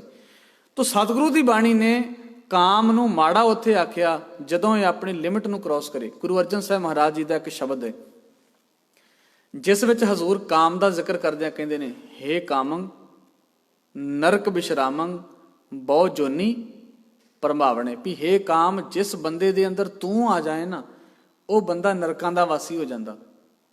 ਉਹਦਾ ਵਿਦਵਾਨ ਜਿਸ ਵੇਲੇ ਕਾਮ ਦੀ ਵਿਆਖਿਆ ਕਰਦੇ ਨੇ ਨਾ, ਖਿਮਾ ਕਰਨਾ, ਉਹ ਕਹਿੰਦੇ ਨੇ ਇਹਦੇ ਬੜੇ ਰੂਪ ਨੇ। ਅੱਖਾਂ ਨਾਲ ਮਾੜਾ ਵੇਖਣਾ, ਕੰਨਾਂ ਨਾਲ ਉਦਾਂ ਦੀਆਂ ਗੱਲਾਂ ਸੁਣਨੀਆਂ ਪਸੰਦ ਕਰਨੀਆਂ, ਜ਼ੁਬਾਨ ਦੇ ਨਾਲ ਉਦਾਂ ਦੇ ਮੰਦ ਸ਼ਬਦ, ਉਦਾਂ ਦੀਆਂ ਗੱਲਾਂ, ਉਦਾਂ ਦੇ ਟੇਸਟ ਲੈਣ ਦੀ ਕੋਸ਼ਿਸ਼ ਕਰਨੀ, ਹਰ ਵੇਲੇ ਸੋਚ ਨਾਲ ਉਲਟਾ ਹੀ ਸੋਚਣ ਦੀ ਕੋਸ਼ਿਸ਼ ਕਰਨੀ, ਮਾੜਾ ਸੋਚਣ ਦੀ ਕੋਸ਼ਿਸ਼ ਕਰਨੀ। ਤੋ ਇਹਦੇ ਬੜੇ ਰੂਪ ਨੇ, ਬੜੇ ਲੈਵਲ ਨੇ ਇਹਦੇ। ਤੋ ਇਹ ਜਦੋਂ ਬੰਦਾ ਹਰ ਵੇਲੇ ਮਾੜਾ ਵੇਖੇਗਾ, ਹਰ ਵੇਲੇ ਮਨੁੱਖ ਮਾੜਾ ਸੋਚੇਗਾ, ਮਾੜਾ ਹੀ ਚਿਤਵਦਾ ਰਹੇਗਾ, ਮਾੜਾ ਹੀ ਬੋਲਦਾ ਰਹੇਗਾ, ਤਾਂ ਕੀ ਉਸ ਮਨੁੱਖ ਦਾ ਜੀਵਨ ਨਰਕ ਦੇ ਸਮਾਨ ਨਹੀਂ ਹੋਏਗਾ? ਨਰਕ ਬਣ ਜਾਏਗਾ ਉਹਦਾ ਜੀਵਨ। ਕਿਉਂਕਿ ਹਰ ਵੇਲੇ ਉਹ ਉਹਨਾਂ ਚੀਜ਼ਾਂ ਨੂੰ ਹੀ ਖਾ ਰਿਹਾ, ਉਹਨਾਂ ਨੂੰ ਹੀ ਹੰਢਾਉਣ ਦੀ ਕੋਸ਼ਿਸ਼ ਕਰ ਰਿਹਾ। ਮਾੜਾ ਵੇਖਣਾ, ਮਾੜਾ ਸੁਣਨਾ, ਮਾੜਾ ਬੋਲਣਾ, ਮਾੜਾ ਖਾਣਾ, ਹਰ ਵੇਲੇ। ਤੋ ਜਿਹੜਾ ਬੰਦਾ, ਜਿੰਨੇ ਵੀ ਉਹਦੀ ਬੋਡੀ ਦੇ ਟੂਲ ਨੇ, ਜਿਨ੍ਹਾਂ ਨੇ ਮਨੁੱਖ ਦੇ ਜੀਵਨ ਵਿੱਚ ਗੁਣ ਇਕੱਠੇ ਕਰਨੇ ਸੀ, ਤੇ ਜੇ ਸਾਰੇ ਦੇ ਸਾਰੇ ਇਸ ਪਾਸੇ ਲੱਗ ਜਾਣਗੇ ਤਾਂ ਬੰਦੇ ਦੀ ਹਾਲਤ ਕੀ ਹੋਏਗੀ? ਮਨੁੱਖ ਦਾ ਜੀਵਨ ਕਿਸ ਲੈਵਲ ਤੇ ਜਾ ਕੇ ਖਲੋ ਜਾਏਗਾ? ਤੋ ਸਤਿਗੁਰੂ ਸੱਚੇ ਪਾਤਸ਼ਾਹ ਕਹਿੰਦੇ ਨੇ, ਹੇ ਕਾਮੰ ਨਰਕ ਵਿਸ਼ਰਾਮੰ ਬਹੁ ਜੋਨੀ ਭਰਮਾਵਣੇ। ਜੋਨੀ ਦਾ ਅਰਥ ਹੈ ਜਿਸ ਵੇਲੇ ਤੇਰੇ ਅੰਦਰ ਮੰਦ ਖਿਆਲ, ਮਾੜੇ ਚਸਕੇ ਦੀ ਭਾਵਨਾ ਪੈਦਾ ਹੋ ਜਾਏ, ਤੂੰ ਉਸ ਚਸਕੇ ਨੂੰ ਪੂਰੀਆਂ ਕਰਨ ਵਾਸਤੇ ਏੜੀ ਚੋਟੀ ਦਾ ਜ਼ੋਰ ਲਾ ਦੇਣਾ ਹੈ, ਪੂਰਾ ਟਿਲ ਲਾ ਦੇਣਾ ਹੈ ਆਪਣਾ। ਕੋਈ ਵੀ ਤਰੀਕਾ ਤੈਨੂੰ ਵਰਤਣਾ ਪਏ, ਤੂੰ ਹਰ ਹਰਬਾ ਵਰਤ ਕੇ ਆਪਣੇ ਉਸ ਚਸਕੇ ਦੀ ਪਿਆਸ ਨੂੰ ਬੁਝਾਉਣ ਦੀ ਕੋਸ਼ਿਸ਼ ਕਰਦਾ। ਤੁਸੀਂ ਕਦੇ ਵੇਖੋ, ਜਿਸ ਵੇਲੇ ਤੁਸੀਂ ਸਨਾਤਨ ਮਤ ਦਾ ਇਤਿਹਾਸ ਪੜ੍ਹੋਗੇ, ਤੁਸੀਂ ਉਹਦੀ ਬੈਕਗਰਾਉਂਡ ਵਿੱਚ ਜਾਓ, ਪਿਛੋਕੜ ਵਿੱਚ ਚਲੇ ਜਾਓ। ਅੱਜ ਤੋਂ 500, 600, 1000 ਸਾਲ ਪਹਿਲਾਂ ਕੀ ਹੁੰਦਾ ਸੀ ਇੱਥੇ? ਪੁਜਾਰੀ ਦੀ ਵਾਸ਼ਨਾ ਆਪਣੀ ਹੈ, ਉਹਦੇ ਰਸ ਆਪਣੇ ਨੇ, ਚਸਕੇ ਆਪਣੇ ਨੇ, ਪਰ ਆਪਣੇ ਚਸਕੇ ਨੂੰ ਪੂਰਾ ਕਰਨ ਵਾਸਤੇ ਉਹ ਤਰੀਕਾ ਕੀ ਵਰਤ ਰਿਹਾ, ਜੁਗਤੀ ਕੀ ਵਰਤ ਰਿਹਾ? ਉਹ ਨਾ ਆਖਣਾ, ਵੇਖੋ ਭਗਵਾਨ ਬੱਚੀਆਂ ਦਾ ਨਾਚ ਵੇਖਣਾ ਚਾਹੁੰਦਾ, ਤੁਸੀਂ ਆਪਣੀਆਂ ਬੱਚੀਆਂ ਨੂੰ ਧਰਮ ਸਥਾਨ ਤੇ ਲੈ ਕੇ ਆਓ ਤਾਂ ਕਿ ਭਗਵਾਨ ਉਹਨਾਂ ਦਾ ਨਾਚ ਵੇਖ ਸਕੇ। ਹੁਣ ਨਾਚ ਕਿਹਨੇ ਵੇਖਣਾ ਸੀ? ਆਪ। ਤੇ ਨਾਮ ਕਿਹਦਾ ਵਰਤਿਆ ਗਿਆ? ਰੱਬ ਦਾ। ਜੋਨ, ਇਹਨੂੰ ਕਹਿੰਦੇ ਨੇ ਤਰੀਕਾ। ਬੰਦਾ ਕੀ ਨਹੀਂ ਕਰਦਾ ਆਪਣੇ ਚਸਕੇ ਨੂੰ ਪੂਰੀਆਂ ਕਰਨ ਵਾਸਤੇ, ਕਿਸ ਹੱਦ ਤੱਕ, ਕਿਸ ਨੀਚ ਪੁਣੇ ਤੱਕ ਨਹੀਂ। ਗੁਰੂ ਗ੍ਰੰਥ ਸਾਹਿਬ ਮਹਾਰਾਜ ਦੀ ਬਾਣੀ ਦਾ ਇਹ ਸ਼ਬਦ ਜਿਸ ਵੇਲੇ ਤੁਸੀਂ ਇਹਦੀ ਵਿਆਖਿਆ ਕਰੋਗੇ, ਸਤਿਗੁਰੂ ਨੇ ਕਿੰਨੇ ਡੂੰਘੇ ਅਰਥਾਂ ਵਿੱਚ ਆਖਿਆ। ਪਹਿਲੇ ਪਿਆਰ ਲੱਗਾ ਥਣ ਦੁੱਧ, ਦੂਜੇ ਮਾਏ ਬਾਪ ਕੀ ਸੁਧ, ਤੀਜੇ ਭਈਆ ਭਾਬੀ ਬੇਬ, ਚੌਥੇ ਪਿਆਰ ਉਪੰਨੀ ਖੇਡ, ਪੰਜਵੇਂ ਖਾਣ ਪੀਣ ਕੀ ਧਾਤ, ਛੇਵੇਂ ਕਾਮ ਨਾ ਪੁੱਛੇ ਜ਼ਾਤ। ਬੰਦੇ ਅੰਦਰ ਕਾਮ ਦੀ ਭਾਵਨਾ ਹੋ ਜਾਏ ਤੇ ਉਹ ਜ਼ਾਤ ਥੋੜੀ ਵੇਖਦਾ, ਉਹ ਬਰਾਦਰੀ ਥੋੜੀ ਵੇਖਦਾ। ਉਹ ਆਪਣੇ ਚਸਕੇ ਨੂੰ ਪੂਰੀਆਂ ਕਰਨ ਵਾਸਤੇ ਉਹਨੂੰ ਕੁਝ ਵੀ ਕਰਨਾ ਪਏ, ਉਹ ਹਰ ਹੱਦ ਤੱਕ ਜਾਏਗਾ। ਕਿਉਂਕਿ ਹੁਣ ਉਹਨੂੰ ਦਿਖ ਨਹੀਂ ਰਿਹਾ, ਕਾਮ ਨੇ ਉਹਦੀ ਮੱਤ ਉੱਤੇ ਐਸਾ ਪਰਦਾ ਪਾਇਆ ਵੀ ਉਹਨੂੰ ਨਾ ਰੂਪ ਦਿਸ ਰਿਹਾ, ਨਾ ਬਰਾਦਰੀ ਦਿਸ ਰਹੀ, ਨਾ ਜਾਤ ਦਿਸ ਰਹੀ। ਆਪਣਾ ਹੋਵੇ ਪਰਾਇਆ ਹੋਵੇ, ਉਹਨੂੰ ਇਹਦੇ ਨਾਲ ਮਤਲਬ ਨਹੀਂ। ਜਿਹੜਾ ਨਸ਼ਾ ਉਹਦੀ ਸੁਰਤ ਉੱਤੇ ਚੜ੍ਹ ਕੇ ਬਹਿ ਗਿਆ, ਉਹ ਹੁਣ ਉਹਨੂੰ ਦਿਸਣ ਨਹੀਂ ਦਿੰਦਾ, ਕੁਝ ਵੀ ਦਿਸ ਨਹੀਂ ਰਿਹਾ ਉਹਨੂੰ, ਤੋ ਉਹ ਹਰ ਹੱਦ ਪਾਰ ਕਰੇਗਾ ਹੁਣ। ਤੋ ਸਤਿਗੁਰੂ ਸੱਚੇ ਪਾਤਸ਼ਾਹ ਕਹਿੰਦੇ ਨੇ, ਬੜੇ ਤਰੀਕੇ ਤੇ ਬੜੀਆਂ ਜੁਗਤੀਆਂ ਵਰਤਦਾ ਹੈ ਮਨੁੱਖ। ਭਗਤ ਨਾਮਦੇਵ ਸਾਹਿਬ ਜੀ ਨੇ ਇਸ ਗੱਲ ਦਾ ਬੜੇ ਸੁੰਦਰ ਸ਼ਬਦਾਂ ਵਿੱਚ ਜ਼ਿਕਰ ਕਰਦੇ ਆਖਿਆ, ਵੇਖੋ ਉਹ ਸਮਾਂ ਵੀ ਹੈ ਜਿਸ ਵੇਲੇ ਪੁਜਾਰੀ ਦਾ ਚਸਕਾ ਆਪਣਾ, ਕਾਮ ਉਹਦੀ ਸੁਰਤ ਵਿੱਚ ਹੈ, ਪਰ ਨਾਮ ਰੱਬ ਦਾ ਵਰਤ ਕੇ ਕੀ ਨਹੀਂ ਕਰਵਾ ਰਿਹਾ ਲੋਕਾਂ ਦੇ ਕੋਲੋਂ। ਉਹ ਕਹਿੰਦੇ ਨੇ, ਅਸਦਾਨ, ਗਜਦਾਨ, ਸੇਜਾ ਨਾਰੀ, ਭੂਮਦਾਨ। ਲੋਕ ਦਾਨ ਕਰਦੇ ਨੇ ਸੇਜ ਸਮੇਤ ਆਪਣੀ ਇਸਤਰੀ ਪੁਜਾਰੀ ਨੂੰ, ਕਿਉਂਕਿ ਉਹ ਬਹਾਨਾ ਲਾ ਰਿਹਾ ਵੀ ਰੱਬ ਨੇ ਇਹ ਕਰਮ ਕਰਨਾ, ਹਾਲਾਂਕਿ ਕਰਮ ਉਹਨੇ ਖੁਦ ਕਰਨਾ, ਕਰਮ ਉਹ ਕਮਾਉਣਾ ਚਾਹੁੰਦਾ। ਤੋ ਸਤਿਗੁਰੂ ਜੀ ਕਹਿੰਦੇ ਨੇ, ਹੇ ਕਾਮੰ ਨਰਕ ਵਿਸ਼ਰਾਮੰ ਬਹੁ ਜੋਨੀ ਭਰਮਾਵਣੇ। ਤੂੰ ਬੜੀਆਂ ਜੂਨਾਂ ਦੇ ਵਿੱਚ ਭਰਮਾਉਣਾ ਔਰ ਖਿਮਾ ਕਰਨਾ। ਕਿ ਇਹ ਚਸਕੇ ਕੇਵਲ ਸਨਾਤਨ ਮਤ ਦੇ ਪੁਜਾਰੀਆਂ ਨੇ ਪੂਰੇ ਕੀਤੇ ਨੇ, ਸਾਡੇ ਵਾਲਿਆਂ ਨਹੀਂ ਕੀਤੇ? ਖਿਮਾ ਕਰ ਦੇਣਾ, ਸਾਡਿਆਂ ਨੇ ਨਹੀਂ ਕੀਤੀ। ਤੁਹਾਨੂੰ ਯਾਦ ਹੋਏਗਾ ਸਾਕਾ ਨਨਕਾਣਾ ਸਾਹਿਬ ਦੇ ਵਾਪਰਨ ਦੇ ਪਿੱਛੇ ਜਿਹੜੀ ਘਟਨਾ ਹੈ, ਵੀ ਜਿਸ ਵੇਲੇ ਇੱਕ ਜੱਜ ਰਿਟਾਇਰ ਹੋ ਕੇ ਨਨਕਾਣਾ ਸਾਹਿਬ ਦੇ ਦਰਸ਼ਨ ਕਰਨ ਗਿਆ, ਉਹਦੇ ਨਾਲ 13 ਸਾਲ ਦੀ ਬੱਚੀ ਹੈ। ਉਸ ਬੱਚੀ ਨਾਲ ਜਿਸ ਵੇਲੇ ਪੁਜਾਰੀਆਂ ਨੇ ਬਲਾਤਕਾਰ ਕੀਤਾ, ਉਹਦਾ ਰੇਪ ਕੀਤਾ ਗਿਆ, ਜਿਹੜਾ ਘਟਨਾ ਦਾ ਮੇਨ ਕਾਰਨ ਹੈ। ਸਾਕਾ ਨਨਕਾਣਾ ਸਾਹਿਬ ਜਿਹੜਾ ਅਸੀਂ ਮਨਾਉਂਦੇ ਹਾਂ 21 ਫਰਵਰੀ 1921 ਨੂੰ ਜਿਹੜਾ ਵਾਪਰਿਆ, ਉਹਦਾ ਕਾਰਨ ਤੇ ਇਹੀ ਹੈ ਨਾ, ਵੀ ਉਸ ਮਹਾਨ ਅਸਥਾਨ ਤੇ, ਪਵਿੱਤਰ ਅਸਥਾਨ ਦੇ ਦਰਸ਼ਨ ਕਰਨ ਗਿਆ ਉਹ ਸਿੱਧੀ ਜੱਜ, ਉਹਦੀ 13 ਸਾਲ ਦੀ ਲੜਕੀ ਨਾਲ ਇਹ ਕੁਕਰਮ ਕੀਤਾ ਉੱਥੋਂ ਦੇ ਪੁਜਾਰੀਆਂ ਨੇ। ਹੁਣ ਤੁਸੀਂ ਅੰਦਾਜ਼ਾ ਲਾਓ। ਭਾਈ ਗੁਰਦਾਸ ਜੀ ਨੇ ਇਹਦੇ ਬਾਬਤ ਪਤਾ ਕੀ ਆਖਿਆ? ਕਹਿਣ ਲੱਗੇ, ਵੇਖੋ ਲੱਕੜ ਨੂੰ ਅੱਗ ਲੱਗ ਜਾਏ ਤੇ ਪਾਣੀ ਨਾਲ ਬੁਝਾਈ ਜਾ ਸਕਦੀ ਹੈ, ਪਰ ਜੇ ਅੱਗ ਹੀ ਪਾਣੀ ਵਿੱਚ ਲੱਗ ਜਾਏ ਤੁਸੀਂ ਉਹਨੂੰ ਕਿਵੇਂ ਬੁਝਾਓਗੇ? ਚੋਰਾਂ ਤੋਂ ਡਰਦਾ ਹੋਇਆ ਬੰਦਾ ਰਾਜੇ ਦੀ ਸ਼ਰਨ ਵਿੱਚ ਜਾਂਦਾ, ਪਰ ਜੇ ਉੱਥੇ ਵੀ ਲੁੱਟਿਆ ਜਾਏ ਫਿਰ ਉਹਨੂੰ ਕੌਣ ਬਚਾਏਗਾ? ਤੇ ਗੁਰਮਤ ਦਾ ਪੱਖ ਪੇਸ਼ ਕਰਦੇ ਉਹ ਕਹਿੰਦੇ ਨੇ, ਮਾਇਆ ਡਰ ਡਰਪਤ ਹਾਰ ਗੁਰਦੁਆਰੇ ਆਵੇ, ਤਹਾਂ ਜੋ ਵਿਆਪੇ ਮਾਇਆ ਕਹੋ ਕਤ ਜਾਈਏ। ਅਸੀਂ ਐਬਾਂ ਤੋਂ ਬਚਣ ਵਾਸਤੇ, ਮਾੜੇ ਕੰਮਾਂ ਤੋਂ ਬਚਣ ਵਾਸਤੇ ਧਰਮ ਸਥਾਨ ਤੇ ਆਉਂਦੇ ਹਾਂ, ਤੇ ਜੇ ਧਰਮ ਸਥਾਨ ਤੇ ਹੀ ਸਾਡੇ ਨਾਲ ਏਦਾਂ ਦੀ ਘਟਨਾ ਵਾਪਰ ਜਾਏ, ਦੱਸੋ ਫਿਰ ਅਸੀਂ ਕਿੱਥੇ ਜਾਵਾਂਗੇ? ਇੱਕ ਬੰਦੇ ਨੂੰ ਇਹੀ ਇਤਿਹਾਸ ਹੈ ਨਾ ਵੀ ਇਹ ਪਵਿੱਤਰ ਸਥਾਨ ਹੈ, ਇਹ ਧਰਮ ਸਥਾਨ ਹੈ, ਇੱਥੇ ਮਾੜਾ ਕਰਮ ਨਹੀਂ ਹੋਏਗਾ। ਤੇ ਭਾਈ ਗੁਰਦਾਸ ਜੀ ਕਹਿੰਦੇ ਜੇ ਗੁਰਦੁਆਰੇ ਵਿੱਚ ਵੀ ਇਦਾਂ ਦਾ ਕੰਮ ਹੋ ਜਾਏ, ਧਰਮ ਸਥਾਨ ਤੇ ਵੀ ਇਦਾਂ ਦਾ ਕੰਮ ਹੋ ਜਾਏ, ਫਿਰ ਬੰਦੇ ਦੇ ਕੋਲ ਹੋਰ ਕਿਹੜਾ ਆਸਰਾ ਹੈ, ਕਿਹੜੀ ਟੇਕ ਹੈ ਜਿਹਦੇ ਤੇ ਉਹ ਵਿਸ਼ਵਾਸ ਕਰ ਸਕੇ ਵੀ ਇੱਥੇ ਜਾਇਆ ਮੇਰੀ ਇੱਜ਼ਤ ਵੱਧ ਜਾਏਗੀ। ਇਹ ਸਾਡੇ ਵਿੱਚ ਕਮੀਆਂ ਨੇ, ਇਹ ਸਾਡੇ ਵਿੱਚ ਔਗਣ ਨੇ ਵੀ ਅਸੀਂ ਆਪਣੇ ਕਿਰਦਾਰ ਦਾ ਉਹ ਪੱਖ ਲੋਕਾਂ ਦੇ ਸਾਹਮਣੇ ਰੱਖ ਵੀ ਨਹੀਂ ਸਕੇ ਤੇ ਉਸ ਪੱਧਰ ਦਾ ਕਿਰਦਾਰ ਅਸੀਂ ਕਮਾ ਵੀ ਨਹੀਂ ਸਕੇ ਜਿਹੜਾ 18ਵੀਂ ਸਦੀ ਵਿੱਚੋਂ ਅਸੀਂ ਪੜ੍ਹਦੇ ਹਾਂ, ਆਪਣੇ ਸਿੱਖ ਬਜ਼ੁਰਗਾਂ ਦੇ ਜੀਵਨ ਵਿੱਚੋਂ ਅਸੀਂ ਪੜ੍ਹਦੇ ਹਾਂ। ਅਸੀਂ ਉਹ ਕਮਾ ਨਹੀਂ ਸਕੇ, ਭਾਵੇਂ ਅਸੀਂ ਦਮ ਗਜੇ ਵੱਡੇ ਵੱਡੇ ਮਾਰੀਏ। ਕਾਜ਼ੀ ਨੂਰ ਮੁਹੰਮਦ ਜਿਹੜਾ ਪਹਿਲਾਂ ਸਿੱਖਾਂ ਨੂੰ ਇਹ ਕਹਿੰਦਾ ਵੀ ਇਹ ਸੱਗ ਨੇ, ਸੱਗ ਦਾ ਅਰਥ ਹੈ ਕੁੱਤੇ, ਵੀ ਇਹ ਜਿਹੜੇ ਸਿੱਖ ਨੇ ਇਹ ਕੁੱਤਿਆਂ ਵਰਗੇ ਨੇ। ਪਰ ਜਿਸ ਵੇਲੇ ਉਹਨੇ ਸਿੱਖਾਂ ਦਾ ਕਿਰਦਾਰ ਵੇਖਿਆ, ਸਿੱਖਾਂ ਦਾ ਕਰੈਕਟਰ ਵੇਖਿਆ, ਜੀਵਨ ਵੇਖਿਆ ਵੀ ਕਿਵੇਂ 2200 ਲੜਕੀਆਂ ਛੁਡਾ ਕੇ ਘੋੜਿਆਂ ਤੇ ਬਿਠਾ ਕੇ ਸਿੱਖ ਉਹਨਾਂ ਨੂੰ ਬੜੇ ਸੇਫਲੀ ਤਰੀਕੇ ਨਾਲ ਉਹਨਾਂ ਦੇ ਘਰ ਛੱਡ ਕੇ ਆਉਂਦੇ ਨੇ। ਕਿਸੇ ਦੇ ਘਰ ਚਲੇ ਜਾਣ ਤੇ ਅੱਖ ਉੱਚੀ ਕਰਕੇ ਕਿਸੇ ਵੱਲ ਨਹੀਂ ਵੇਖਦੇ, ਕਿਸੇ ਧੀ ਵੱਲ, ਕਿਸੇ ਭੈਣ ਵੱਲ, ਕਿਸੇ ਮਾਤਾ ਵੱਲ ਮਾੜੀ ਨਿਗਾਹ ਨਾਲ, ਮੈਲੀ ਅੱਖ ਨਾਲ ਨਹੀਂ ਵੇਖਦੇ। ਉਹ ਕਹਿਣ ਲੱਗਾ ਨਹੀਂ, ਮੈਂ ਤੇ ਭੁਲੇਖੇ ਨਾਲ ਹੀ ਇਹਨਾਂ ਨੂੰ ਸੱਚ ਕਹਿ ਬੈਠਾ ਸੀ, ਅਸਲ ਵਿੱਚ ਇਹ ਸ਼ੇਰ ਨੇ ਜਿਨ੍ਹਾਂ ਨੇ ਅਜੇ ਤੱਕ ਆਪਣਾ ਕਿਰਦਾਰ ਸੰਭਾਲ ਕੇ ਰੱਖਿਆ ਹੋਇਆ। ਧੰਨ ਗੁਰੂ ਗੋਬਿੰਦ ਸਿੰਘ ਮਹਾਰਾਜ ਸੱਚੇ ਪਾਤਸ਼ਾਹ, ਉਹਨਾਂ ਦੇ ਜੀਵਨ ਦੀ ਮੈਂ ਘਟਨਾ ਆਪ ਜੀ ਨਾਲ ਸਾਂਝੀ ਕਰਾਂ। ਹਜ਼ੂਰ ਕਲਗੀਧਰ ਸਾਹਿਬ ਮਹਾਰਾਜ ਸੱਚੇ ਪਾਤਸ਼ਾਹ ਸੰਗਤ ਵਿੱਚ ਸੁਭਾਇਮਾਨ ਨੇ, ਦੀਵਾਨ ਸੱਜਿਆ ਹੋਇਆ। ਦੀਵਾਨ ਦੀ ਸਮਾਪਤੀ ਤੋਂ ਉਪਰੰਤ ਕੁਝ ਮੁਖੀ ਸਿੱਖ ਜਿਹੜੇ ਸਨ, ਜਿਹੜੇ ਫੌਜ ਦੇ ਜਰਨੈਲ ਵੀ ਸਨ, ਲੜਾਕੂ ਵੀ ਸਨ, ਜਿਹੜੇ ਜੰਗ ਕਰਦੇ ਸਨ, ਕਲਗੀਧਰ ਹਜ਼ੂਰ ਸੱਚੇ ਪਾਤਸ਼ਾਹ ਮਹਾਰਾਜ ਦੀ ਸ਼ਰਨ ਵਿੱਚ ਆਏ ਤੇ ਸਵਾਲ ਕਰਦੇ ਨੇ, ਸਤਿਗੁਰੂ ਜਿਸ ਵੇਲੇ ਆਪਾਂ ਜੰਗ ਲੜਦੇ ਹਾਂ ਅਕਸਰ ਹੀ ਇਹ ਗੱਲ ਆਪਣੇ ਵੇਖਣ ਵਿੱਚ ਆਉਂਦੀ ਏ ਵੀ ਜਿਹੜੇ ਇਹ ਲੋਕ ਨੇ, ਮੁਗਲ ਲੋਕ ਜਿਹੜੇ ਨੇ, ਤੁਰਕ ਨੇ ਜਿਹੜੇ, ਇਹ ਜੰਗ ਤੇ ਸਾਡੇ ਨਾਲ ਕਰਦੇ ਨੇ, ਪਰ ਜੰਗ ਦੇ ਦੌਰਾਨ ਇਹ ਇੱਥੋਂ ਦੀਆਂ ਬਹੂ ਬੇਟੀਆਂ ਨੂੰ ਚੁੱਕ ਕੇ ਲੈ ਜਾਂਦੇ ਨੇ ਤੇ ਉਹਨਾਂ ਦੇ ਨਾਲ ਮਾੜਾ ਵਿਹਾਰ ਕਰਦੇ ਨੇ। ਕਿਉਂਕਿ ਜਿਸ ਵੇਲੇ ਤਾਨਾਸ਼ਾਹਾਂ ਦਾ ਰਾਜ ਹੋਵੇ ਨਾ, ਉੱਥੇ ਫਿਰ ਨਾ ਕੋਈ ਬੰਦਾ ਉੱਚੀ ਆਵਾਜ਼ ਵਿੱਚ ਗੱਲ ਕਰ ਸਕਦਾ ਤੇ ਨਾ ਆਪਣੀ ਮਰਜ਼ੀ ਦੀ ਗੱਲ ਉਹਨਾਂ ਨੂੰ ਕਹਿ ਸਕਦਾ। ਜਿਵੇਂ ਉਹਨਾਂ ਦੀ ਮਰਜ਼ੀ ਹੋਏਗੀ ਉਹ ਕਰਨਗੇ। ਤੁਹਾਡੀ ਇੰਨੀ ਹੈਸੀਅਤ ਨਹੀਂ ਵੀ ਤੁਸੀਂ ਉੱਚੀ ਆਵਾਜ਼ ਵਿੱਚ ਉਹਨਾਂ ਨਾਲ ਗੱਲ ਕਰ ਸਕੋ। ਔਰ ਇਦਾਂ ਬੜੇ ਲੰਮੇ ਸਮੇਂ ਤੋਂ ਵਾਪਰਦਾ ਰਿਹਾ ਭਾਰਤ ਵਰਸ਼ ਦੇ ਵਿੱਚ। ਹਜ਼ੂਰ ਕਲਗੀਧਰ ਸਾਹਿਬ ਮਹਾਰਾਜ ਸੱਚੇ ਪਾਤਸ਼ਾਹ ਜੀ ਨੂੰ ਸਿੱਖ ਕਹਿੰਦੇ ਨੇ, ਸਤਿਗੁਰੂ ਸੱਚੇ ਪਾਤਸ਼ਾਹ ਮਹਾਰਾਜ ਜੰਗ ਸਾਡੇ ਨਾਲ ਕਰਦੇ ਨੇ, ਪਰ ਜੰਗ ਕਰਨ ਤੋਂ ਬਾਅਦ ਵਿੱਚ ਉਹ ਇੱਥੋਂ ਦੀਆਂ ਬਹੂ ਬੇਟੀਆਂ ਨੂੰ ਬੰਦੀ ਬਣਾ ਕੇ ਲੈ ਜਾਂਦੇ ਨੇ, ਬਾਜ਼ਾਰਾਂ ਦੇ ਵਿੱਚ ਟਕੇ ਤੇ ਵੇਚਦੇ ਨੇ, ਉਹਨਾਂ ਨਾਲ ਮਾੜਾ ਵਿਹਾਰ ਹਰਮਾਂ ਦੇ ਵਿੱਚ ਰੱਖ ਕੇ ਕੀਤਾ ਜਾਂਦਾ। ਸਤਿਗੁਰੂ ਜੇ ਤੁਸੀਂ ਇਜਾਜ਼ਤ ਦਿਓ ਤੇ ਇਹਨਾਂ ਦੇ ਕੋਲੋਂ ਬਦਲਾ ਨਾ ਲਿਆ ਜਾਏ, ਤੇ ਬਦਲਾ ਵੀ ਇਸੇ ਰੂਪ ਵਿੱਚ ਹੀ ਲਿਆ ਜਾਏ ਵੀ ਇਹ ਸਾਡੀਆਂ ਔਰਤਾਂ ਚੁੱਕ ਕੇ ਲੈ ਜਾਂਦੇ ਨੇ, ਆਪਾਂ ਇਹਨਾਂ ਦੀਆਂ ਚੁੱਕ ਕੇ ਲੈ ਕੇ ਆਈਏ। ਸਾਡੇ 'ਚ ਇਹ ਭਾਵਨਾ ਹੁੰਦੀ ਹੈ ਨਾ ਵੀ ਜਿਸ ਬੰਦੇ ਨੇ ਮੇਰੇ ਨਾਲ ਮਾੜਾ ਕੰਮ ਕੀਤਾ ਮੈਂ ਉਹੋ ਜਿਹਾ ਵਿਹਾਰ ਉਹਦੇ ਨਾਲ ਕਰਾਂਗਾ ਤਾਂ ਕਿ ਮੈਂ ਉਹਨੂੰ ਸਬਕ ਸਿਖਾ ਸਕਾਂ। ਪਰ ਅਸੀਂ ਇਹ ਕਿਉਂ ਭੁੱਲ ਜਾਂਦੇ ਹਾਂ ਵੀ ਜਿਸ ਵੇਲੇ ਉਹਨੇ ਸਾਡੇ ਨਾਲ ਮਾੜਾ ਵਿਹਾਰ ਕੀਤਾ ਤੇ ਅਸੀਂ ਉਹਨੂੰ ਭੰਡ ਰਹੇ ਹਾਂ, ਮਾੜਾ ਕਹਿ ਰਹੇ ਹਾਂ, ਪਰ ਜੇ ਅਸੀਂ ਵੀ ਉਹਦੇ ਨਾਲ ਉਦਾਂ ਦਾ ਵਿਹਾਰ ਕਰਾਂਗੇ ਤਾਂ ਦੋਨਾਂ ਵਿੱਚ ਫਰਕ ਕੀ ਰਹਿ ਗਿਆ? ਫਿਰ ਇਹੀ ਰਹਿ ਗਿਆ ਨਾ ਵੀ ਉਹਨੇ 1 ਘੰਟਾ ਪਹਿਲਾਂ ਕੰਮ ਕੀਤਾ ਸੀ ਤੇ ਮੈਂ ਥੋੜਾ ਰੁਕ ਕੇ ਕਰ ਲਿਆ, ਪਰ ਕੀਤਾ ਤਾਂ ਮੈਂ ਵੀ ਉਹੀ ਨਾ। ਕੀ ਫਰਕ ਹੈ ਸਾਡੇ ਦੋਨਾਂ ਦੇ ਵਿੱਚ? ਉਹੀ ਕਰਮ ਉਹ ਕਰ ਰਿਹਾ, ਉਹੀ ਕਰਮ ਮੈਂ ਕਰ ਰਿਹਾ, ਕੋਈ ਫਰਕ ਨਹੀਂ ਹੈ ਸਾਡੇ ਵਿੱਚ।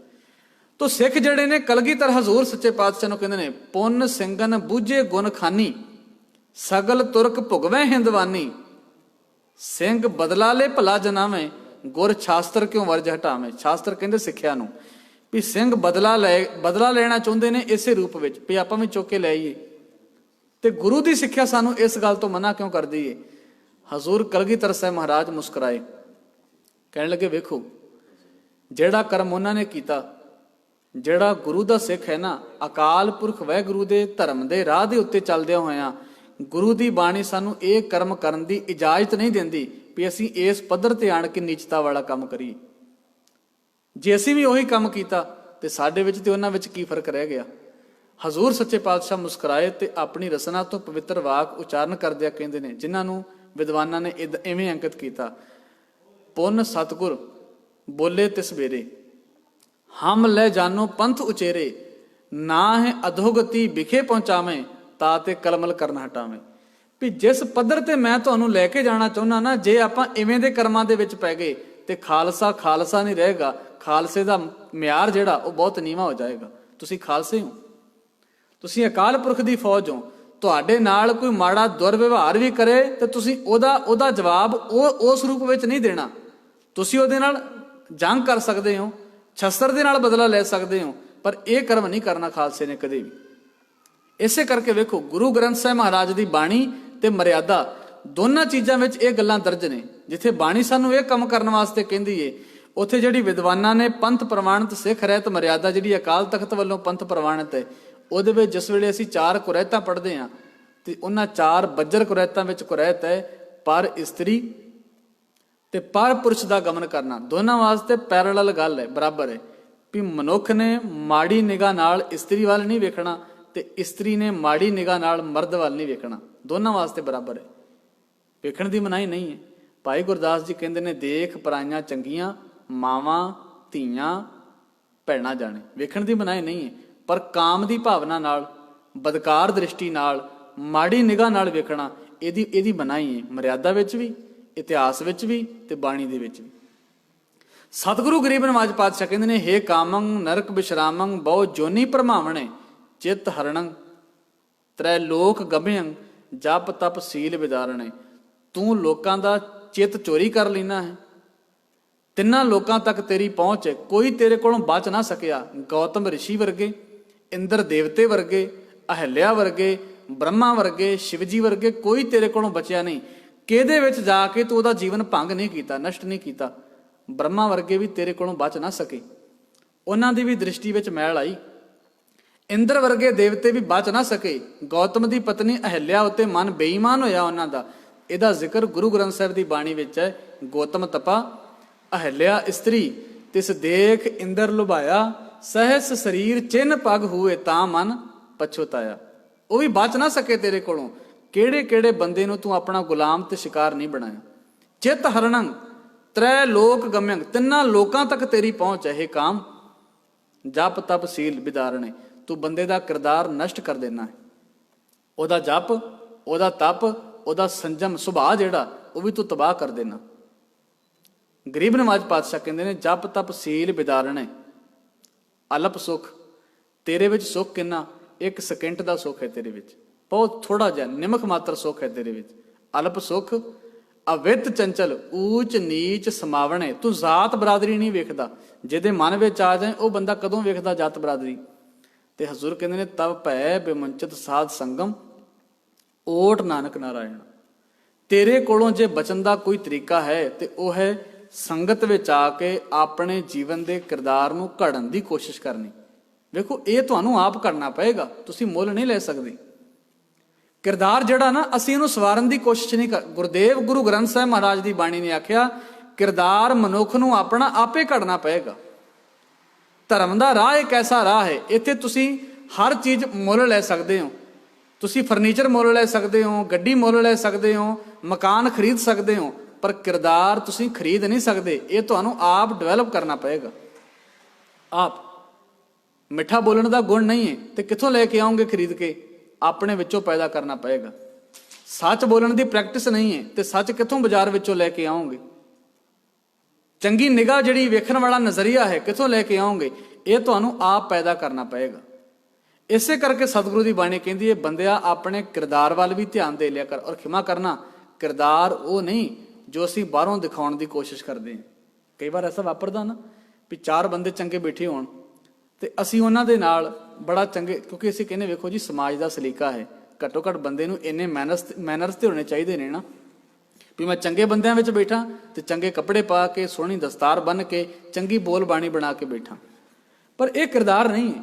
ਕਿੰਨੇ ਕਿੰਨੇ ਸਮੇਂ ਤੱਕ ਤੁਸੀਂ ਇਹ ਕੰਮ ਕਰ ਸਕਦੇ ਹੋ ਆਰਜੀ ਤੌਰ ਤੇ? 10 ਮਿੰਟ, 15 ਮਿੰਟ, 10 ਘੰਟੇ, 2 ਦਿਨ, 10 ਦਿਨ, ਕਿੰਨਾ ਕਰ ਸਕਦੇ ਹੋ? ਕਿਰਦਾਰ ਤੇ ਉਹ ਹੈ ਜੋ ਮੇਰੇ ਅੰਦਰ ਹੈ, ਜੋ ਮੇਰੇ ਅੰਦਰ। ਇੱਥੇ ਬਹਿ ਕੇ ਧਰਮ ਦੀਆਂ ਗੱਲਾਂ ਕਰ ਲੈਣੀਆਂ ਬੜੀਆਂ ਸੌਖੀਆਂ। ਅਸਲੀ ਕਿਰਦਾਰ ਉਹ ਹੈ ਜੋ ਇੱਥੋਂ ਜਾਣ ਤੋਂ ਬਾਅਦ ਮੇਰਾ ਹੈ। ਇੱਥੋਂ ਜਾਣ ਤੋਂ ਬਾਅਦ ਵੀ ਮੈਂ 23 ਘੰਟੇ ਕੀ ਕਰਦਾ, ਮੈਂ ਲੋਕਾਂ ਨਾਲ ਕਿਵੇਂ ਡੀਲ ਕਰਦਾ, ਮੇਰੀ ਬੋਲ ਬਾਣੀ ਕੀ ਹੈ, ਮੇਰਾ ਜੀਵਨ ਕਿੱਥੇ ਖਲੋਤਾ, ਇਹ ਕਿਰਦਾਰ ਹੈ। ਅਸੀਂ ਬਾਹਰੀ ਰੂਪ ਨੂੰ ਸ਼ਿੰਗਾਰਨ ਦੀ ਕੋਸ਼ਿਸ਼ ਅੱਜ ਤੱਕ ਬਹੁਤ, ਤੁਸੀਂ ਵੇਖੋ ਕਈ ਲੋਕਾਂ ਦੇ ਗਰੋਸਰੀ ਦੇ ਖਰਚੇ ਉਹਨੇ ਨਹੀਂ ਜਿੰਨੇ ਬਾਹਰੀ ਸਰੀਰ ਨੂੰ ਸਜਾਉਣ ਦੇ ਖਰਚੇ ਨੇ। ਬਿਊਟੀ ਪਾਰਲਰ ਨੇ ਹੈਗੇ ਨੇ ਨਾ, ਸੈਲੂਨ ਕਿੰਨੇ ਵੱਡੇ ਵੱਡੇ ਖੁੱਲੇ ਹੋਏ ਨੇ। ਕਾਹਦੇ ਵਾਸਤੇ? ਤਾਂ ਕਿ ਮੇਰੇ ਸਰੀਰ ਦੀ ਬਣਤਰ ਸੋਹਣੀ ਬਣ ਸਕੇ। ਕਿਰਦਾਰ ਨੂੰ ਸੋਹਣਾ ਕੌਣ ਬਣਾਏਗਾ? ਕਿਰਦਾਰ ਨੂੰ ਸੋਹਣਾ ਬਣਾਉਣ ਵਾਸਤੇ ਹੁਣ ਤੱਕ ਮੈਂ ਕੀ ਕੀਤਾ? ਤੁਸੀਂ ਵੇਖੋ, ਜਿਹੜਾ ਬੰਦਾ ਹਰ ਸਮੇਂ ਆਪਣੇ ਆਪ ਤਿਆਰ ਹੁੰਦਾ, ਜਿਸ ਵੇਲੇ ਉਹਦਾ ਆਨੰਦ ਕਾਰਜ ਹੋਏਗਾ, ਸਾਡੀਆਂ ਬੱਚੀਆਂ, ਸਾਡੇ ਬੱਚੇ ਉਹ ਵੀ ਬਿਊਟੀ ਪਾਰਲਰ ਵਿੱਚ ਤਿਆਰ ਹੋਣ ਵਾਸਤੇ ਜਾਂਦੇ ਨੇ, ਪਰ ਕਦੀ ਅਸੀਂ ਆਪਣੇ ਬੱਚਿਆਂ ਨੂੰ ਇਹ ਸਿਖਾਉਣ ਦੀ ਕੋਸ਼ਿਸ਼ ਕੀਤੀ ਕਿ ਇਹ ਬੱਚੇ ਆਪਣੇ ਬਾਹਰੀ ਸਰੀਰ ਨੂੰ ਸੋਹਣਾ ਬਣਾਉਣ ਦੇ ਨਾਲ ਨਾਲ ਆਪਣੇ ਅੱਖਾਂ ਦੇ ਵਿੱਚ ਸ਼ਰਮ ਦਾ ਤੇ ਹਯਾ ਦਾ ਸੁਰਮਾ ਪਾਉਣ ਦੀ ਵੀ ਕੋਸ਼ਿਸ਼ ਕਰ। ਭੈ ਕੀਆਂ ਦੇ ਸਲਾਈਆਂ ਨੈਣੀ, ਭਾਵ ਕਾ ਕਰ ਸ਼ਿੰਗਾਰੋ, ਤਾਂ ਸੁਹਾਗਣ ਜਾਣੀਏ ਲਾਗੀ, ਜਾਂ ਸ਼ਾਹ ਧਰੇ ਪਿਆਰੋ। ਅੱਖਾਂ ਦੇ ਵਿੱਚ ਸ਼ਰਮ ਦਾ ਸੁਰਮਾ ਪਾ। ਤੇਰਾ ਪਿਓ ਭਰੀਆਂ ਪੰਚਾਇਤਾਂ ਵਿੱਚ ਫੈਸਲੇ ਕਰਦਾ, ਐਸਾ ਨਾ ਹੋਵੇ ਤੇਰੀ ਕੀਤੀ ਰੰਚਕ ਮਾਤਰ ਗਲਤੀ ਨਾਲ ਤੇਰਾ ਬਾਪ ਕਿਸੇ ਨੂੰ ਮੂੰਹ ਦਿਖਾਉਣ ਜੋਗਾ ਨਾ ਰਹੇ। ਤੇਰੇ ਭਰਾ 10 ਬੰਦਿਆਂ ਵਿੱਚ ਬਹਿ ਕੇ ਆਪਣੀ ਗੱਲ ਕਹਿੰਦੇ ਨੇ, ਤੇਰੀ ਛੋਟੀ ਜੀ ਗਲਤੀ ਨਾਲ ਕਿਤੇ ਐਸਾ ਨਾ ਹੋਵੇ ਵੀ ਉਹਨਾਂ ਦੀ ਪੱਗ ਨੂੰ ਦਾਗ, ਉਹਨਾਂ ਦੀ ਇੱਜ਼ਤ ਦਾਗੋ ਦਾਗ ਹੋ ਜਾਏ ਤੇ ਉਹ ਅੱਖਾਂ ਚੁੱਕ ਕੇ ਤੁਰ ਨਾ ਸਕਣ ਸਮਾਜ ਦੇ ਸਾਹਮਣੇ। ਇਹ ਸਿੱਖਿਆਵਾਂ, ਇਹ ਗੱਲਾਂ ਅਸੀਂ ਆਪਣੇ ਬੱਚਿਆਂ ਨਾਲ ਸਾਂਝੀ ਕਰਨ ਦੀ, ਅਸੀਂ ਕੇਵਲ ਬਾਹਰੀ ਤੌਰ ਤੇ ਜ਼ੋਰ ਲਾਇਆ ਹੋਇਆ, ਸਾਰਾ ਕਿਰਦਾਰ ਨੂੰ ਸੋਹਣਾ ਬਣਾਉਣ ਦੀ ਕੋਸ਼ਿਸ਼ ਨਹੀਂ ਕਰਦੇ ਅਸੀਂ। ਤੋ ਸਤਿਗੁਰੂ ਗੁਰੂ ਗ੍ਰੰਥ ਸਾਹਿਬ ਮਹਾਰਾਜ ਸੱਚੇ ਪਾਤਸ਼ਾਹ ਜੀ ਦੀ ਮੁਬਾਰਕ ਬਾਣੀ ਸਾਨੂੰ ਬਾਰ-ਬਾਰ ਇਹਨਾਂ ਗੱਲਾਂ ਤੋਂ ਅਵੇਅਰ ਕਰਦੀ ਹੈ ਵੀ ਕਿਰਦਾਰ ਬੰਦਿਆ ਉਹ ਹੈ ਜੋ ਤੇਰੇ ਅੰਦਰ ਹੈ। ਹੋ ਸਕਦਾ ਵੀ ਕਈ ਵਾਰ ਤੂੰ ਇਹ ਗੱਲ ਕਹਿਣ ਦੀ ਕੋਸ਼ਿਸ਼ ਕਰੇ ਵੀ ਵੇਖੋ ਜੀ ਮੈਂ ਬੜਾ ਪਾਕ ਹਾਂ, ਮੈਂ ਬੜਾ ਸਾਫ਼ ਹਾਂ, ਮੇਰੇ ਅੰਦਰ ਐਸੇ ਕਰਮ ਨਹੀਂ। ਆਖਿਆ ਪਰ ਜਿਸ ਵੇਲੇ ਤੂੰ ਪਰਦੇ ਵਿੱਚ ਹੋਵੇਂ, ਹੋ ਸਕਦਾ ਤੂੰ ਉੱਥੇ ਮਾੜਾ ਕੰਮ ਕਰਨ ਦੀ ਕੋਸ਼ਿਸ਼ ਕਰੇ, ਪਰ ਚੇਤਾ ਰੱਖੀ ਜੇ ਉੱਥੇ ਤੈਨੂੰ ਕੋਈ ਨਹੀਂ ਨਾ ਵੇਖ ਰਿਹਾ ਤੇ ਸੱਚਾ ਰੱਬ ਤੈਨੂੰ ਉੱਥੇ ਵੀ ਵੇਖ ਰਿਹਾ। ਦੇ ਕਿਵਾੜ ਅਨਕ ਪੜਦੇ ਮੈਂ, ਪਰ ਦਾਰਾ ਸੰਗ ਫਾਕੇ, ਚਿੱਤਰ ਗੁਪਤ ਜਬ ਲੇਖਾ ਮੰਗੇ, ਤਬ ਕੌਣ ਪੜਦਾ ਤੇਰਾ ਟਾਕੇ। ਔਰ ਇਹਨੂੰ ਗੁਰੂ ਗ੍ਰੰਥ ਸਾਹਿਬ ਮਹਾਰਾਜ ਦੀ ਬਾਣੀ ਨੇ ਬਦਕਾਰੀ ਮਨੁੱਖ ਨੂੰ, ਕਾਮ ਨਾਲ ਗਰਸੇ ਹੋਏ ਮਨੁੱਖ ਨੂੰ ਹਰ ਵੇਲੇ ਅੱਗ ਵਿੱਚ ਪਿਆ ਹੋਇਆ ਦੱਸਿਆ ਵੀ ਬੰਦਾ ਮਾਨੋ ਅੱਗ ਵਿੱਚ ਪਿਆ, ਉਹ ਸੜ ਰਿਹਾ ਹਰ ਵੇਲੇ, ਤਪਸ਼ ਭੋਗ ਰਿਹਾ ਹਰ ਵੇਲੇ। ਘਰ ਕੀ ਨਾਰ ਤਿਆਗੇ ਅੰਧਾ, ਪਰ ਨਾਰੀ ਸਿਉ ਘਾਲੇ ਧੰਦਾ। ਆਪਣੀ ਇਸਤਰੀ ਨੂੰ ਛੱਡ ਕੇ ਪਰ ਇਸਤਰੀ ਉੱਤੇ ਮਾੜੀ ਨਜ਼ਰ ਰੱਖਣੀ, ਦੋਨਾਂ ਵਾਸਤੇ, ਇਸਤਰੀ ਵਾਸਤੇ ਵੀ ਤੇ ਮਰਦ ਵਾਸਤੇ ਵੀ। ਘਰ ਕੀ ਨਾਰ ਤਿਆਗੇ ਅੰਧਾ, ਪਰ ਨਾਰੀ ਸਿਉ ਘਾਲੇ ਧੰਦਾ। ਜੈਸੇ ਸਿੰਬਲ ਦੇਖ ਸੂਆ ਬਿਕਸਾਨਾ, ਅੰਤ ਕੀ ਬਾਰ ਮੂਆ ਲਪਟਾਨਾ। ਪਾਪੀ ਕਾ ਘਰ ਅਗਨੇ ਮਾਹੇ, ਜਲਤ ਰਹੇ ਮਿਟਵੇ ਕਬ ਨਾਹੇ। ਆਖਿਆ ਬੰਦਿਆ ਜਿਹੜੀ ਅੱਗ ਤੂੰ ਭੋਗ ਰਿਹਾ ਨਾ, ਇਹ ਮਿਟੇਗੀ ਨਹੀਂ, ਇਹ ਸ਼ਾਂਤ ਨਹੀਂ ਹੋ ਸਕਦੀ, ਇਹ ਹਰ ਵੇਲੇ ਲਪਟਾਂ ਬਣ ਕੇ ਤੇਰੇ ਅੰਦਰ ਮੱਚਦੀ ਰਹੇਗੀ ਤੇ ਪ੍ਰਬਲ ਹੁੰਦੀ ਰਹੇਗੀ। ਤੂੰ ਇਸ ਅੱਗ ਨੂੰ ਬੁਝਾ ਨਹੀਂ ਸਕਦਾ। ਅੱਗ ਨੂੰ ਬੁਝਾਉਣਾ ਚਾਹੁੰਦਾ, ਇਸ ਤਪਸ਼ ਨੂੰ ਸ਼ਾਂਤ ਕਰਨਾ ਚਾਹੁੰਦਾ, ਗੁਰੂ ਦੀ ਬਾਣੀ ਦੇ ਨਾਮ ਜਲ ਦੇ ਛਿੱਟੇ ਆਪਣੇ ਤੇ ਮਾਰ। ਅਬ ਮੋਹਿ ਜਲਤ ਰਾਮ ਜਲ ਪਾਇਆ, ਰਾਮ ਉਦਕ ਤਨ ਜਲਤ ਬੁਝਾਇਆ। ਗੁਰੂ ਦੇ ਨਾਮ ਦੇ ਅੰਮ੍ਰਿਤ ਦੇ ਛਿੱਟੇ ਮਾਰ ਤਾਂ ਕਿ ਤੇਰੀ ਸੁਰਤ ਵਿੱਚੋਂ ਮਲੀਨ ਭਾਵਨਾ ਖਤਮ ਹੋ ਸਕੇ। ਹਜ਼ੂਰ ਗੁਰੂ ਤੇਗ ਬਹਾਦਰ ਸਾਹਿਬ ਮਹਾਰਾਜ ਸੱਚੇ ਪਾਤਸ਼ਾਹ ਜੀ ਦੀ ਮੁਬਾਰਕ ਬਾਣੀ ਨੇ ਅੱਜ ਦੇ ਮੁਬਾਰਕ ਸ਼ਬਦ ਰਾਹੀਂ ਬੜਾ ਕੀਮਤੀ ਉਪਦੇਸ਼ ਸਾਨੂੰ ਬਖਸ਼ਿਸ਼ ਕੀਤਾ ਹੈ। ਮੰਗਲਾਚਰਨ ਦੇ ਰੂਪ ਵਿੱਚ ਹਜ਼ੂਰ ਕਹਿੰਦੇ ਨੇ, ਇੱਕ ਓੰਕਾਰ ਪਰਮਾਤਮਾ ਇੱਕ ਹੈ, ਇੱਕ ਰਸ ਸਰਵ ਵਿਆਪਕ ਹੈ। ਗੁਰ ਪ੍ਰਸਾਦ ਐਸਾ ਅਕਾਲ ਪੁਰਖ ਵਾਹਿਗੁਰੂ ਜਿਹੜਾ ਪਰਮਾਤਮਾ ਹੈ, ਉਹ ਸਮੁੱਚੀ ਕਾਇਨਾਤ ਵਿੱਚ ਇੱਕ ਰਸ ਵਿਆਪਕ ਹੈ, ਸਮੁੱਚੇ ਸੰਸਾਰ ਵਿੱਚ ਇੱਕ ਰਸ ਵਿਆਪਕ ਹੈ। ਹਜ਼ੂਰ ਕਹਿੰਦੇ ਨੇ, ਟੋਡੀ ਮਹੱਲਾ 9ਵਾਂ, ਕਹੋ ਕਹਾਂ ਆਪਣੀ ਅਧਮਾਈ, ਮੈਂ ਆਪਣੀ ਨੀਚਤਾ ਕਿੰਨੀ ਕੁ ਬਿਆਨ ਕਰਾਂ। ਉਰਜਿਓ ਕਨਕ ਕਾਮਨੀ ਕੇ ਰਸ, ਨਹਿ ਕੀਰਤ ਪ੍ਰਭ ਗਾਈ। ਮੈਂ ਹਰ ਵੇਲੇ ਪਦਾਰਥਾਂ ਦੇ ਵਿੱਚ, ਇਸਤਰੀ ਨੂੰ ਮਾੜੀ ਨਿਗਾਹ ਨਾਲ ਵੇਖਣ ਦੇ ਵਿੱਚ, ਇਹਨਾਂ ਚੀਜ਼ਾਂ ਵਿੱਚ ਰੁੱਝਿਆ ਹੋਇਆ, ਪਰ ਆਖਿਆ ਨਹਿ ਕੀਰਤ ਪ੍ਰਭ ਗਾਈ। ਮੈਂ ਕਦੇ ਵੀ ਅਕਾਲ ਪੁਰਖ ਵਾਹਿਗੁਰੂ ਦੇ ਗੁਣਾਂ ਨੂੰ ਚੇਤੇ ਕਰਨ ਦੀ ਕੋਸ਼ਿਸ਼ ਨਹੀਂ ਕੀਤੀ, ਚੇਤੇ ਨਹੀਂ ਕੀਤਾ। ਤੋ ਹਜ਼ੂਰ ਸੱਚੇ ਪਾਤਸ਼ਾਹ ਕਹਿੰਦੇ ਨੇ, ਜਗ ਝੂਠੇ ਕੋ ਸਾਚ ਜਾਣ ਕੇ ਤਾ ਸਿਉ ਰੁਚ ਉਪਜਾਈ।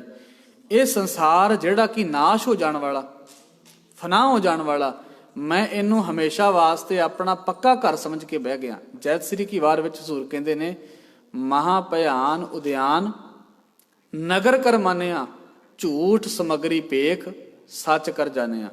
ਵੀ ਮੈਂ ਸੰਸਾਰ ਸਮੁੰਦਰ ਨੂੰ, ਝੂਠੀ ਸਮਗਰੀ ਨੂੰ, ਸੰਸਾਰ ਦੇ ਜੰਗਲ ਨੂੰ ਆਪਣਾ ਪੱਕਾ ਘਰ ਸਮਝ ਕੇ ਬਹਿ ਗਿਆ ਵੀ ਮੈਂ ਹਮੇਸ਼ਾ ਵਾਸਤੇ ਇੱਥੇ ਰਹਿਣਾ।